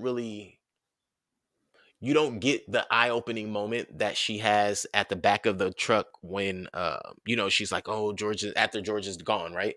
You don't get that moment that Amy has where she realizes like, damn, I mean, yeah, I guess it really has been me the whole time. Like I've had the full control and I tried to give the control somewhere else. And then at the same time, she doesn't realize how much she was in control as well when her mom's telling her the same situation. Like, nah, it's always been you have been in control of this situation, but you don't want to admit that this is who you are. Like hiding the candy under her bed, not realizing that Junie hiding candy. Junie is just her mom. Mhm. Everything that we saw Junie doing is everything that we that later saw Amy doing in flashbacks as a kid. And what was the character? Viola Swamp? Isn't that Viola Swamp? I don't know who that is. Viola Swamp is like the witch looking lady that she was seeing. Oh, right. Her Uh, shadow self. yeah, her shadow self. I'm trying. What was the name of those books? But it was like a children's book. I remember, and it was basically when you do bad, she would be there, Hmm. right? Yeah. But yeah, which is kind of explained through the show too. I can't remember where's Viola Swamp from. Either way, but she started creating. It showed over time how she even created these things in her head to hold herself accountable. But she even would go against those things. She would block those things out. So she just time and time again over her life, we saw Amy choosing to do the negative or the bad thing. We saw the flashback of her as a young 20 something year old listening to the Obama speech with the guy she met on the chess app. You know, we saw her ditching and seeing her father cheating. And so we see a lot of Amy being able to learn from everybody else, but ignoring the lessons. Yeah. Well, she's also just in deep hiding of the Who she thing, is. right? Yeah. Yeah. She has to have that perfect veneer. And over this whole series, you just start to see the cracks form. And really, it's the road rage incident that starts to break the dam. And Mhm. she just allows it to break the dam because she's been looking for an excuse for it to break. She's looking for any excuse to let her true self out. So. Right. Yeah. Yeah, she does that. And unfortunately for her, oh my God, it's a flood. Mhm. So let's see. Yeah, Isaac's back in prison or in jail, and he is pissed. Like he is Mhm. not happy. He's letting Isaac know, I mean Danny know, you need to get me out. Like, you know what's going on. There was an anonymous tip that came in, like I know it was fucking you, bro. And he's like, no, why would I do that? I can't think that that's some criminal mastermind shit. And it's like, I fucking shoot you through this glass. Mhm. Like, are you gonna condescend me through the, you know I'm gonna get out of here, right? You know I'm gonna get, I don't care if it's 7 years, you know I'm gonna get out of here, right? I think a lot of that was just out of pocket. Like Danny needed to get locked up at least once, and we would have had a whole different show by the end of this. Oh, no, he's got to continue his feud with Amy, so we can't lock him up. Yeah. Plus, he's got to take over his cousin's little empire Yeah. as the head of the two cronies, like his two Two stooges. Stooges. Yeah. Yeah. Yeah. So here we are now. Now this is really the 8 months later though. When we get finally 8 months later, um, Edwin's in shock because everything has crumbled for him. Danny's the praise leader. Edwin is fighting with Veronica in church. Um, and Danny's the new biggest fake in the town. Hmm. Also, Jordan has taken her brother's wife for her own. Yes. Yes. What the fuck? Yeah. That threw me. I was like, wait, what? I mean, it kind of makes sense once you Oh put no, it into context, and then you're like, oh, that's why she was so obsessed with her. yeah, it, Yeah. it makes perfect sense, but it doesn't make any sense from the context of, but you hate your brother that much? Like, no, she just wants everything. Hmm. She can have it, so she's gonna take it. Yeah. Yeah. She doesn't get told no. Right. By But anybody. Apparently including her brother. yeah, but Danny is now kind of semi-successful with his construction, and we Hmm. see that he's built the house for his parents. He bought the land, and it's a nice looking house. Hmm. That's not. I mean, like that's nothing to. I mean, like that's in like Oh, Calabasas. yeah, and Calabasas on the side of a hill. Like, man, you did that. I know that's not cheap. But we find out that all of that was not construction money. Some of Right. that was rice cooker money. Some of that was Actually, Isaac's all of that money. was rice. You know, I'm gonna say It I think was all of that was rice cooker money. it was all Isaac's money. Yeah. Yeah. Which means The you owe Isaac a whole lot, which means you now owe the who did Isaac? whatever organization Isaac is in touch with is not going to be happy their money Yeah, is he missing. owed somebody already. He owed somebody a half a mil. Hmm. That was what he was telling them, like, Oh, the yo, Filipinos. the Filipinos. He owed the Yeah. Filipinos half a mil. Hmm. And that's probably who he was plugged in with and how he yeah. How he Yeah. got like locked up over there, met the Hmm. Filipinos, came over here, and it was like, all right, now we're in business. So, um, oh, George tells Amy that he had an emotional entanglement with Mia. I was like, they nasty for that. I know, right? They should have But done it at a red table. It would have been even better. I Uh, think he should have brung up an emotional entanglement. And forgive me for saying it, but I'm gonna say it. When he said emotional entanglement, Ali Wong should have slapped him. right. There you go. Just saying. That's some There's an creativity right inside there. joke right there. Yeah, Outside joke. true. Public joke. Man. But And Allie, Edwin's a dickhead too. I want to make sure we mention. Amy's Oh, I made said the Ali. deal. Amy's made the deal, and she's living her best life. They have a vacation home now. Things are going good for her. Yeah. It looks like things are going good for both of them, really. Yep. Yeah. Edwin even visits Danny and asks him for a little bit of help, and Danny just having a construction, bro. I don't read a dictionary. Yeah, I'm not doing illegal things. I'm not doing nothing wrong. But here's where Edwin was stupid. If you're gonna try to pull my card on doing illegal shit, don't do it in a room full of people. True. Like, especially not the people who I'm not telling I'm doing. Like, come on, bro. No. So, emotional entanglement, all of that. Oh, George and Zane have a nice sit down talk, and he's invited to the party. And this is where things, the candle has been blown out by a gust of wind. The flame is no longer lit. Yeah. But at this party, once again, the flame is lit. It's up. It is fucking up. So they're introduced as Zane and Amy, George's wife, and they just have a nice little talk. Nothing bad. And he asked exactly, Zane was telling George that he was depressed and going through some things. And he said, "You should meet my wife, Amy." Ha ha. And he does meet his wife, Amy. And Amy is just basically telling him, like, look, man, no matter how successful you get, it all fades. It all goes away. Nothing is what it seems. Which I thought was actually pretty solid advice. Yeah, they actually have an honest moment with each other. Like, they're both okay. They're not angry at each other. He's asking her, like, I just need to know if I need to get to your level. And right. That's like, when yeah, she do says, I even need to work on doing this? Yeah, that's when she says it all fades. And then she's like, get the fuck out of here. Right. Yeah. And you know what? And there were moments where it seemed like she was even trying to save him from the stress of all the hard work just to have people breathing down your neck and you not being able to enjoy it. And again, one of those moments, like that little dinner party moment, was another one of those moments where I thought to myself, like, man, they're really gonna make this work somehow. Like, I don't know how, but this is gonna work out. But at the same time, right after that, we see that Danny is sitting on the stairs. He's eating, and he sees Kayla's tattoo. Oh, I'm sorry, Amy's tattoo. Oh, I'm sorry. Are you the same person? Oh shit! So that's when he discovers that Amy is Kayla, and he's just mad because you've been playing with my brother this whole time. You're just a bad person. Yeah. None of what we've been doing to each other is as bad as what I just found out you've been doing. And but he it's tells kind of her, it's kind of murky though, because Amy actually really likes George. right. Yeah. Right. She likes George and Paul. That's the weird thing. Right. I mean, yeah, Paul, that's who I meant. Sorry. Well, actually, by the end of this, she likes George, Paul, and Danny. I think Danny the most at this point. Yeah. She might love Danny. But in that moment, he tells her, stay away from my family, and you probably need to stay away from your family, which I didn't disagree with him. Yeah, he's pretty pissed. Yeah. And he was pretty right. His reaction, at least, was pretty on point. When he gets back home, him and Paul have a discussion about basically he's been lying to Paul and everything's going bad.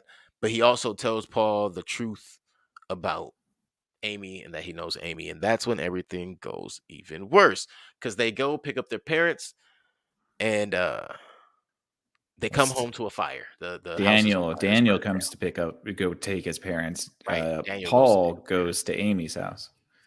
Is that when? Yeah. And then he goes and meets the parents afterwards. They go to that little restaurant and they meet up. With rich woman stink on him. Well, he goes over to Amy's house in order to tell George that he fucked his wife. Oh, that's what. Yeah, I forgot about.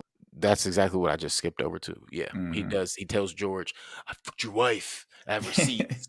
Whoa, I have receipts, and then they don't show it, but clearly he showed George the receipts. Yeah.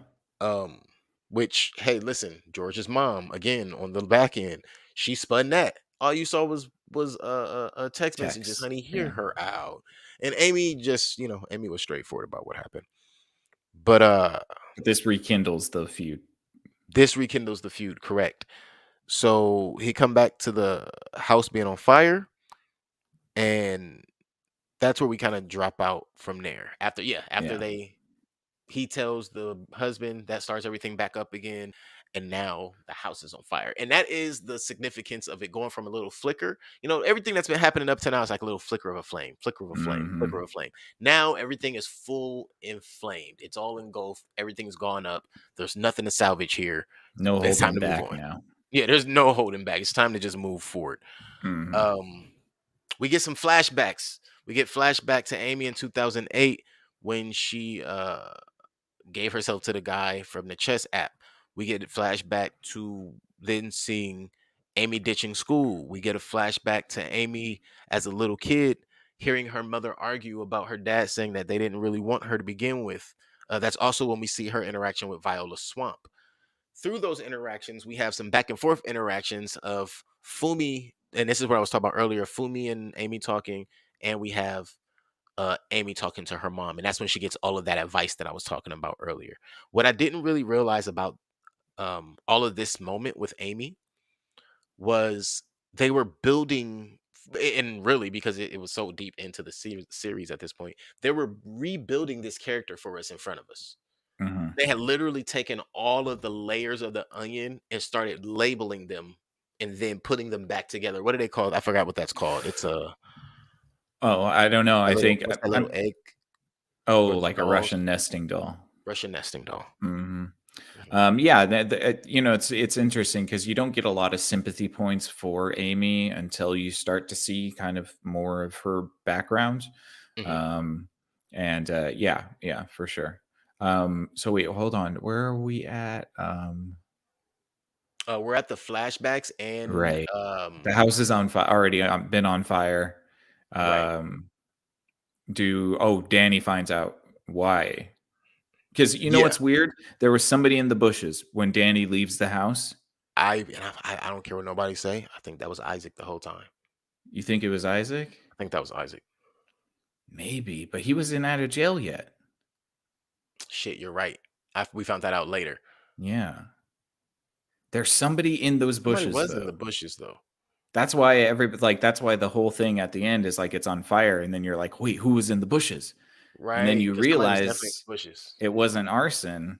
So, Oh no, we find out that was Edwin, because Edwin ah, said he had been creeping around thank and you. he said he Yes. had been using his address, doing little pranks to him and shit.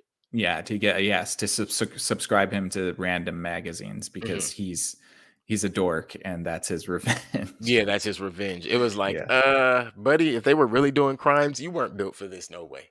That was a good misdirect by the By the writing show. team. Yeah, Yeah. the writing team, that was a good misdirect because yeah, you do really feel like there was an arson and you feel like, okay, it could be Amy, but I think that's too obvious for it to be Amy.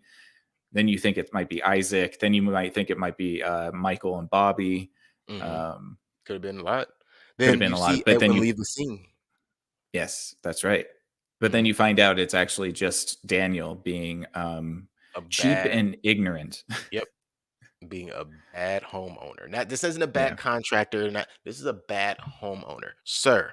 There are things you don't do by yourself. I don't care if it's your profession. When No. it's yours, you have to just outsource because when Gotta that have somebody mistake double is check it made, at least. right? Because when Yeah. that mistake is made and you did the work, insurance is gonna eat your ass alive.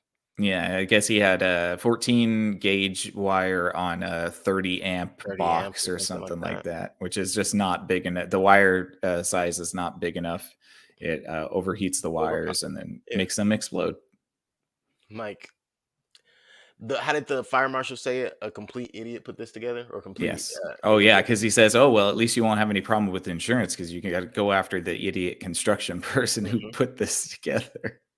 Like whoever did it is a complete moron. That's what he said. He's a Yeah. complete moron. It's like, Yeah. ooh, shit. He's just like, well, maybe it's, you sure it's not arson? Yeah, it's arson, all right. Like you self sabotage. That's what happened. Hmm. Uh, Well, what's the worst is what he tells George. Well, yeah, he still tells wait, Not no, George. Paul. Sorry, I keep doing that. Paul. Yeah. Yeah. Hey, all Asians don't look alike. I know, and George is Japanese. So. Okay, wait, actually, so before we even get to him lying to his brother, I want to note that. I meant to note that at the top. In this series, I was able to know you had Vietnamese, Korean, Mhm. Chinese, Japanese, and I want to see even Filipino in this Well, show. the Filipinos were they were just in the They background. were just mentioned. They Yeah, were yeah, just mentioned as having a beef with Isaac. yeah. Yeah. So yeah, I thought that was actually pretty cool. I don't know, and I could be wrong because I've never really thought about it or done research into it, but I'm not exactly sure if you've ever had a cast of so many different Asian cultures, and it's like every single character or every single main character is a different Asian culture. Mhm. Um, there's a lot of movies that I've seen where you're just like, oh well, you have a mix, but it's like every single person is different. I don't think anybody on this show is the exact same cultural background from the Asian prospect. I could be I wrong. think I I could be think wrong. Stephen Hwan is Korean, right? I believe he is Korean. And Oh so wait, is yeah. David So him and Cho, and yeah, whoever plays Paul is Korean as well. yeah, the brother. You're So, right. Yeah. So yeah. all the The Chos Cho are Korean. brothers, The yeah, Chos are they're Korean. Korean. You're right. Hmm. I stand corrected already. See, look at that. Now you guys don't have to be mad at me in the comments and stuff. I sorry. I tried though. Um. So where are He we? tells Paul that it was Amy that caused the That fire, he not tells his own Paul, problem. Yeah. yeah, that it was arson, not the wiring, even though he's been told it was the wiring. And he fucked up. It's that simple. Just tell him you fucked up, but he wouldn't tell him that. Also at this point, George has already let it be known he wants a divorce. Yeah. Amy has come full circle. She's told him everything. She's come clean with him. She even went to come clean with Jordan and Naomi.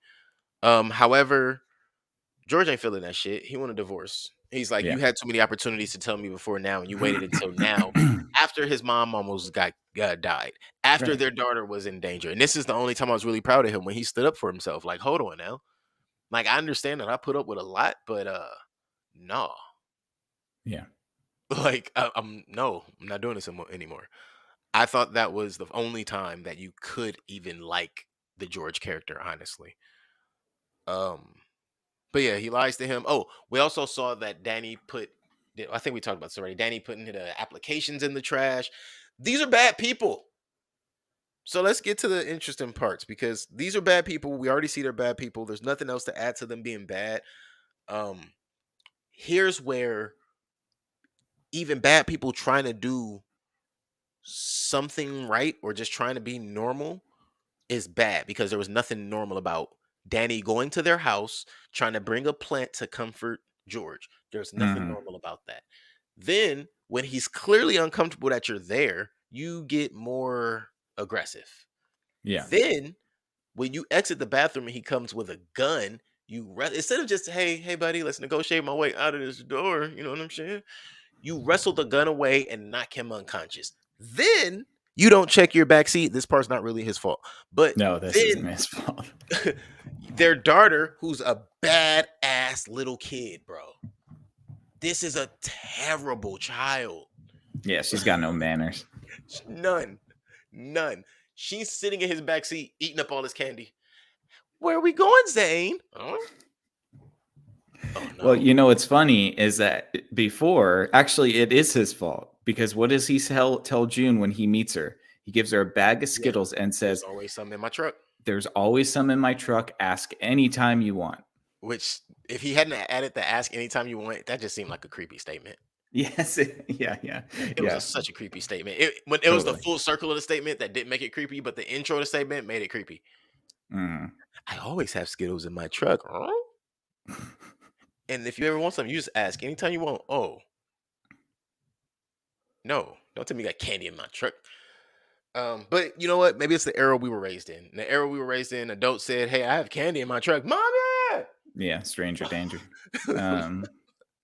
So let's see. He Let's kidnaps see. June. He kidnaps June on accident, but he On kidnaps her either way. Isaac is out.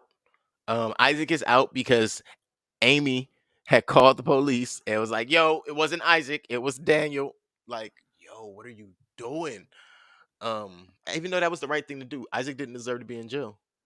Yeah, but it was retaliation It's the wrong reason. Yeah. for Paul telling George about them. Yep. Mhm. And now vicariously, your child accidentally got abducted because your husband had to take his eyes off of her. I didn't understand why he kept trying to put her in the car. Like, no, take her upstairs to her room, bro. Yeah, But probably a whatever. better idea. Isaac shows up, and this is where everything gets really crazy. Is when they realize, we just kidnapped a kid, and you have the kid on the Amber Alert standing in front of me. But then again, Isaac takes control of the situation. Now he's a kidnapper. He wants his money because he knows Danny spent all his money on mom and dad's house, and that burnt down. Mhm. So now they're holding June hostage, and Amy is at Jordan's house. George is already, or what did I say? Jordan's house. George has called the police and contacted Amy. And now Amy is working with Isaac and everybody trying to let them steal shit from Jordan so that she can get her baby back. But that goes Mhm. bad because they're not thieves, they're not robbers, No, They're they're just, buffoons. yeah, they're petty criminals. If we're being at most, they're petty Yeah. criminals. Um, that goes really bad. I As mean, bad as it can go. It goes as it, bad as it can it go. went horror movie bad. Yes, it really did. Like Yeah. at one point, Isaac's flipping out. What's his name? Michael. So they knocked out Bobby, got away with Junie, put her in the car, Mhm. as they told Amy they would. But Michael found Danny and Paul walking around, brought them inside. At some point, Naomi thinks it's smart to get up and try to run away because the doors are voice activated. So she runs, she tries to close the door, and Michael is running through. She and Jordan are running full speed through the hallways with their hands behind their back, handcuffed To the panic room. to the panic room. Michael's chasing them down. You see Naomi run through, and Jordan is almost there. Naomi panics. She hits the button for the panic door to the security lock to close. As Jordan runs and jumps, she missed short. I thought it caught her leg. No. It was hitting her stomach. And this Yeah. is probably a ton worth of pressure coming down on her, continuously crushing her until it breaks her in half and the door is closed and sealed. That was pretty gnarly. That was Yeah. pretty gnarly. Yeah. Like to just watch her being crushed and just the blood running Oh, out of her. horror movie. Yeah, Horror movie bad. definitely. Also let me know. Like honestly, that was the scene where I was like, oh, they definitely got a season 2. Yeah. They definitely got to see. Right. Like I think season 2 is already in the works of being shot. I know it's already written for sure. So we see that. We see Amy try to reason with Isaac. Isaac's trying to hear her out, but then when the police get in, he just gets into a shootout with them. And Michael ends up getting killed. Paul hops the fence. We thought Paul got shot twice, but we find out Paul's actually alive. We figure that out in the Yeah. final episode. But we think Paul is dead, and Danny is just distraught at this point. But then Danny also gets away. Mhm. And that was the most surprising thing for me is that Danny got away. Jordan's dead. Isaac's in jail. He got locked back up, picked up. Michael's dead. Bobby got locked up. Paul's been shot Junie, at least. I'm thinking, yeah, Paul's at least been shot. Junie is with George, and he's taken her away. They're gone. Um, he has an emergency protective custody order now, so he's not only not communicating with Amy, she cannot communicate with her child. Right. Uh, Danny steals the Hummer, and they see each other at the stop sign. Of course they do. Why she's just sitting at? I thought she was just like pulled over somewhere. She's just sitting there at the stop sign. She might have been waiting for him. I feel like she was waiting for him. I feel like she knew Maybe. he was still there. Yeah. That's how I felt. They see each other and they begin to basically drag race, trying to run each other off the damn road. And they end up going over a cliff, both of their cars, and we see two crows, and two crows just watching this accident. Mhm. When it opens back up, you see two crows and they're talking, and they have a discussion about how Danny once fed the crow. And remember, there's a story that Isaac tells earlier in the episode at church about Daniel nursing a crow back to health and feeding it, basically. And And how the crows defended him. yeah, how the Yeah. crows defended him ever since. And Mhm. true enough, this girl's talking about how this. Oh yeah, the man he fed me once. I hope he feeds me again. And the female crow is like, yeah, the female. My uncle was over at her place, and she was pointed a gun at him, pointed a weapon at him, and it was like, what? It's like, did he release the poo poo on her? Yeah, he released the poo poo. It's like, I don't know if I don't like her though. And it's like, you know what? Let's put in a consensus on this. They put in a consensus. You heard a bunch of crows call back, and it's like, all right, I believe it. I hate her now. They all hate her. That was the greatest. Like, I thought that was great. That was It's great. Like, funny oh, because that's actually how crows work. I believe If you piss off one crow, its whole murder will be able to identify you, I have read and they such things. remember. Yeah, I've read such things because they can memorize your vocal pattern, your walk, things like that. I think they're Mhm. even your heartbeat because they have pretty crazy hearing. Yeah, so Um, it's believable. He had a it's highly crow believable. army. It's highly believable. Yeah. So they uh they both get from their vehicles, and Amy has a gun drawn on Danny, and the crows, true enough, start harassing her, and he's able to run away. Mhm. Either way, they end up running away. She gets pushed down the hill when she's trying to find Danny. He He pushes her down the pushes hill. her down it. Boom! Why did you make me do that? And Yeah, I think he killed her. right. Like, dang. It turns out she just, but I thought she broke her ankle. She just fractured her ankle. Yeah, it looks pretty bad, Looks but pretty yeah. bad. Mhm. But they both are stranded now in the side of the Topanga Canyon. Looks It like, looks like Topanga Canyon, yeah. yeah. And well, I don't, maybe it's not the Topanga Canyon because I've heard that the Topanga Canyon is like a ravine. Like that shit's Yeah, it deep. is pretty deep. It might be more like Oxnard or something like that. Yeah, yeah. Yeah. You know what? I think they were more in the Oxnard area. Yeah. But either way, yeah. Just because of what I've heard, like I heard like there's full cars and shit down there. But they're both stranded in the gorge. You know, sans the Lion King, and they essentially help each other get out. So they spend about a little over 24, probably like 30 something hours out there together. They eat different berries and food that after they found a gun, which turned out not to be a gun, but to be a stick, but they were both so delirious from not eating that Well, they were Amy, poisoned by the berries. well, no, but that was before they found the berries when because that's how he went to find the berries. Oh, okay. Hmm. Right. That's when I realized, like, oh, so they were delusional or delirious before they poisoned themselves. Mm. Because he comes back with the berries and they eat those, and that makes them actually start hallucinating. Now they're going crazy. But as they vomit more and more, eventually vomit all out of their system. After they both go through some hecka trips, and they've had an experience, like a crazy experience, not Yeah, just they had a like a communal trip. DMT trip where they Yep, have like high pillow talk with each other and they work out their traumas. yep. They worked out all their issues and shit. Yeah. Realized why all of this even started. Essentially, they don't just apologize to each other; they make amends with one another. They Mm, achieved singularity at one point, in fact, true. which was quite spooky, but also quite magical. Um, but yeah, after they become one person, they essentially fall asleep. The camera zooms into this little dirt spot that we have been seeing for like the last 3 episodes, Oh yeah, it was driving me crazy. driving me nuts. I was Yeah. like, "Yo, what is that?" And you realize Right. that what we were seeing is the space between them, and it looks like it was so much, but it was so little. Yeah. They Yeah. are not that far from the same person. They have a lot in common, in fact. Mm. But yeah, the degrees of separation are not that vast. It looks like about 6 degrees. No, I'm joking. Hmm. So yeah, they've become very delusional, or excuse me, they become very messed up, but that trip brought them together.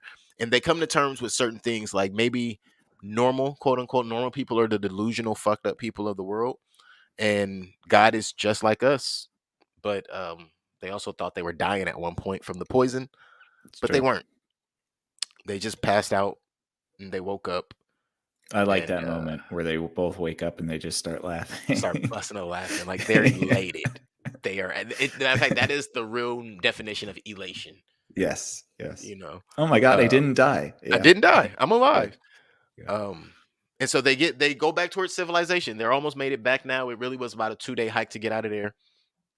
but they get back towards civilization. They're walking through one of those underpass tunnels, and at this point, Amy's tired. She needs a break. She asks for a break. She kneels down to give her ankle a rest, and as Danny is holding on to her shoulder and they're talking, George pops up and he's Man, screaming, "Amy, Amy!" And he sees and it registers to him that it is Amy.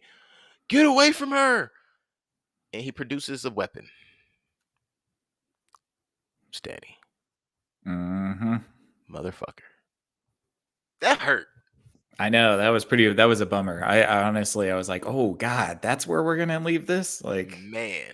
But now oh you also have damn. to think they have to explain everything that they've been through from top to bottom, even the time they were out there together to everybody. Mhm. You know, That's like how true. did you Yeah, even end up nobody out there knows. together? Of course. Yeah. And of course, like the only thing George knows is that they were like beefing with each other and Right. like he's dangerous. Right. So So now all you know, he's right, and that's all George knows is he just kidnapped our daughter. Matter of yeah. fact, that's the last thing George knows of Danny. You're a Right. kidnapper, Mm, you know. Um, and for all we know, he didn't really just leave Amy the way it seemed, but he really did the right thing for his kid. He had to get her he out of got that her out of environment. the situation. Yeah. Yeah. Took her home, get her comfortable and safe to Fumi, and then he doubles back. Now that Yeah. part we never, as far as we know, never happens. Why? Because they both lose service. Yeah. And it's possible that George was looking for her all night, Exactly. you know. Exactly. Yeah. Um.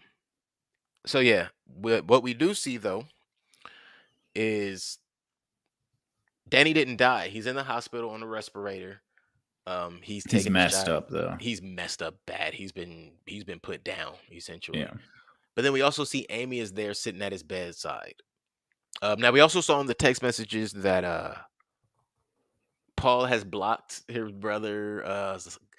People like Veronica and even Edwin are reaching out to him because they've seen him all over the news. People are also mad at Amy because she hasn't been answering. Nobody, I guess, put into thought that they, didn't have any service. And I'm wondering, did they ever find those vehicles? Because if you found the vehicles, people should have been searching through the ravine. But that's another conversation. Um, Amy sits by his side. Not only does she sit by his side, when she gets up, we think she's gonna leave, and she lays in bed with him.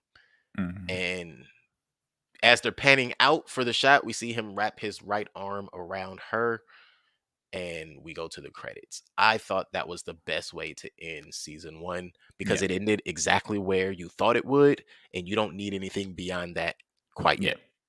No, no. I think that's a great way of ending it. And two, as they're panning away from the bed, you see the light shifting in circular patterns to denote that she's laying there for a long time.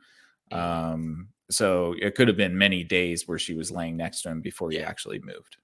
yeah. I think it was about four sun rotations. Yeah. But yeah, so that is the culmination of how season one pans out, and I mean, like Most there roundabout love story ever made. ever. Ever. Now and it's also a crazy origin story because you consider, imagine, let's just theorize for a moment. Imagine if they take this further, right? Amy and Danny, they take this further, and what ends up happening through with themselves is they have children, they get married, etc. This is a hell of a How I Met Your Mother story. It's a better than the How I Met Your Mother story. True, So there you go. true. And Honestly, I like that was a good show. if I'm gonna be 100% honest with you, I don't want them to make a season two. I Ooh, really don't. I so want them to it ends leave in a it perfect spot. like this is just dude, don't touch it. Just let it breathe. Like, come on. I don't know. I feel like a season two will just make it worse. And I don't want it to be any worse. I don't want it to be worse. Do You you know, think? Okay, so my theory is that season two is already written. it's I think possible. that If season season two, two is already made, then I'm cool with it. But if right? they haven't written season two, don't write another one. Oh, right. Okay, we're on the same page. I'm Yeah. thinking if they've already written season two and they wrote it. Excuse me. It was written in the fever heat of getting this done. Yes. Just If they brushing wrote off this season one and material. two together, I'm good Yeah. with that. Yeah. But if it's written on the back of the hype, Nah. nah. That's a big mistake to follow that. If you don't have it already written out, don't do it. Hmm. Don't do it. Hmm. Yeah.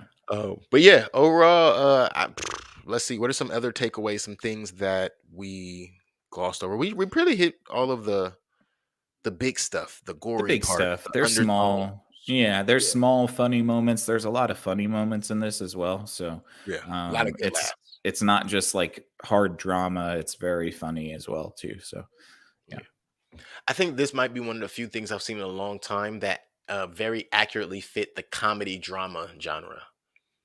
Yes, it definitely does. Yeah. Like some things are too heavy handed in both sides. This gives you an even play of both. Hmm. Even things you don't think you're supposed to laugh at, you're gonna like out loud laugh at. Like, oh shit, I don't know I'm supposed to laugh at that Yeah, one. for But sure. yeah. Well, I think So it's with time, that, man. yes, it is. With that, let's get into some ratings and final thoughts. Yeah. Let me venture into this first, I guess. Hmm. So, final thoughts. I mean, just take our initial thoughts because those were pretty much our final thoughts of the season anyway. Take those and lump them in with this is such an enjoyable season. I could watch season one again. I could watch season one and feel like I didn't even watch it because it's that much to hold on to. It's that good. And probably I'll pick up some extra things along the way. Hmm. Um, and it just hit me. The last season one I saw, the last two season ones I saw that made me want to double back again, that I can think of off the top of my head, were both on Amazon, and it was The Boys and Invincible. Mm-hmm. Those two series, the first season full watches had me like, yo, I need more of this. Um, Never got a second season of Invincible. The Boys, we know how that's going. So I can't say I don't want a season two. I can say I understand what you're saying. Yeah. You know, I'd outside of just be that, very worried if it wasn't already yeah, like well planned out and they were yeah, had already thought about it before. and that's why I have my contingencies on what I would like if there is going to be season two. Like, already have that done. Don't wait to Yeah. hear how we feel about season one and then like, all right, guys, let's get back into the writers' room. Don't do that. No. No. Don't do that. You won't be able to get this is lightning in a bottle. Yeah, That's the, that's e- that's the problem. the ego doesn't write the same way the stomach does. Yeah. You know. Ooh, I should write that down. Ooh, that's a bar. But man, I originally sorry, um I originally only watched this for Ali Wong and Stephen Yeun. Like I like them both. I like him as an actor and stuff, or I like him in general. A lot of stuff I see him in. I absolutely love her stand-ups. Like every time she's in a She's stand-up, very I'm funny. like, Yeah. this is gonna be it, right? Most of his movies though, like when I see Stephen Yeun pop up, it's like, all right, I'm gonna get a laugh. It's gonna get serious, and then his character's always gonna be like the one that's in tune with aliens or some shit that you ain't supposed to be doing. So that usually gave me initially like, all right, let's see what they do with this. And then it was about hot seated anger. The title of this is Beef. It's centered around road rage. I don't know about you guys as viewers. I don't know about you, Nick, but I can definitely empathize with that sentiment just from the trailer. So from the trailer all the way until the very last scene of episode 10 in season 1, I enjoyed this thoroughly. I am going to give this a 9.5. I want to give it a 10. I actually don't have a reason not to give it a 10. Yeah, no, I don't have a reason not to. I think I might give this a 10. Yeah. I'm pretty comfortable with giving it a 10 too, to be honest. I was teetering between a 9 and a 10. It's very rare that you're gonna that something like this would elicit as much like laughter and suspense and concern for the characters and intrigue. I think that again, this is lightning in the bottle. I don't know if it can be replicated. That's why I'm so like precious about making another one. Maybe this is just perfect and we can leave it at that. I think for what it is perfect. Now, that's not to say that it's like a 10 compared to something else. I'm saying that for a TV show to be at this level, I think that it deserves a 10. Um, Right. and again, completely and captivating the entire way. Episode 1 hooks you, and it doesn't let you go until episode 10. I think that the acting is very good. I think that the comedy beats are very good. I think that the music, we didn't even mention the music. Like Oh yeah, they had to pay out the ass yeah. for those royalties because Music those was done are well. big songs that they were using. And they were all those were all like early 2000s to 2010 songs. So yeah, great cinematography. There wasn't a whole lot of stylistic elements that I was like, ooh, that's interesting, but it was well shot. It was well directed. Yeah, I wouldn't hesitate saying that it's a 10 for me for sure. I'm trying to see if there's any criticism that I can give it, and it's not really. No. I tried to actually write Yeah. criticisms down, and I came up with like 2, 3 lines to the point which I was like, "Why do that?" Yeah, it would just be complete nitpicks that I can't even think of at this moment. So, Mhm. and you Uh, know, you guys know us. We know, you know, that we can pick things apart when we want to. So for both of us to say that we don't really have anything to pick apart here, that's oh yeah. a testament to how good this is. Challenge yourself. Don't challenge us. We will destroy your favorite movie just to do it. Oh yeah, yeah, yeah. I'm happy to pick things apart, but honestly, there was just really not much that I could criticize here. They did well. Yeah. Um, for reference, just because, just a plug, because I know I remembered reading about it. You bringing up the music. There is an article on LA Times about the music in Beef. Actually, just a Mm, story behind the nostalgic music because they had yes. like what Old Town, Hooba Stank. Yeah, Uh, yeah, yeah. I think that's Tori Just Amos. a So lot it was of a lot big, of different, yeah. yeah, If you a were lot of around big for that songs. era, you'll enjoy the music. But if you're like myself and Nick, you might enjoy the article, excuse me, on LA Times as well Hmm. about the music in this show. Um, but yeah, I just matter of fact, no, I have to say Incubus Drive. Oh yeah, that's right. Yeah. Listen, you've never ever been in my house and just heard us like when he just start wailing out a song. Hmm. Like, but they did the music very well. They did every ending well. Every single episode gave you a feeling. Not necessarily a feeling you wanted, but every single episode gave you a feeling. Dude, I even love the sound that they use at every title card. There's a specific sound that they use, and it's almost like a cacophony of noise Mhm. every time the title card comes up for each episode. I just love that. I don't know. It always blares really loud and then it goes quiet I'm and about to you say jump it's into almost it. like a thud of a sound. Yeah, yeah. I know It's what you're kind of talking like about. Subtle. yeah, yeah, it's good. It's very good. Dang, that it's The sound crazy. design was very good with this. Right. It's crazy you bringing that up makes me realize that that was one of those things that you could tune out slowly. Mhm. Cause I don't remember it anymore, but I know what you're talking about. Like you mentioning it, it's like I know what you're talking about, but I clearly was ignoring it. It might have been that one thing that I didn't care for. Right. Yeah, no, I think yeah, it's pretty good, man. Pretty good. They did well. Good choice, man. Yeah, they did this awesome. Mhm. Yeah, no, definitely. Again, shout out to the whole cast, man. I don't just want to keep shouting out Ali Wong and Stephen Yoon because, like we said, that everybody that's Everybody in did this great.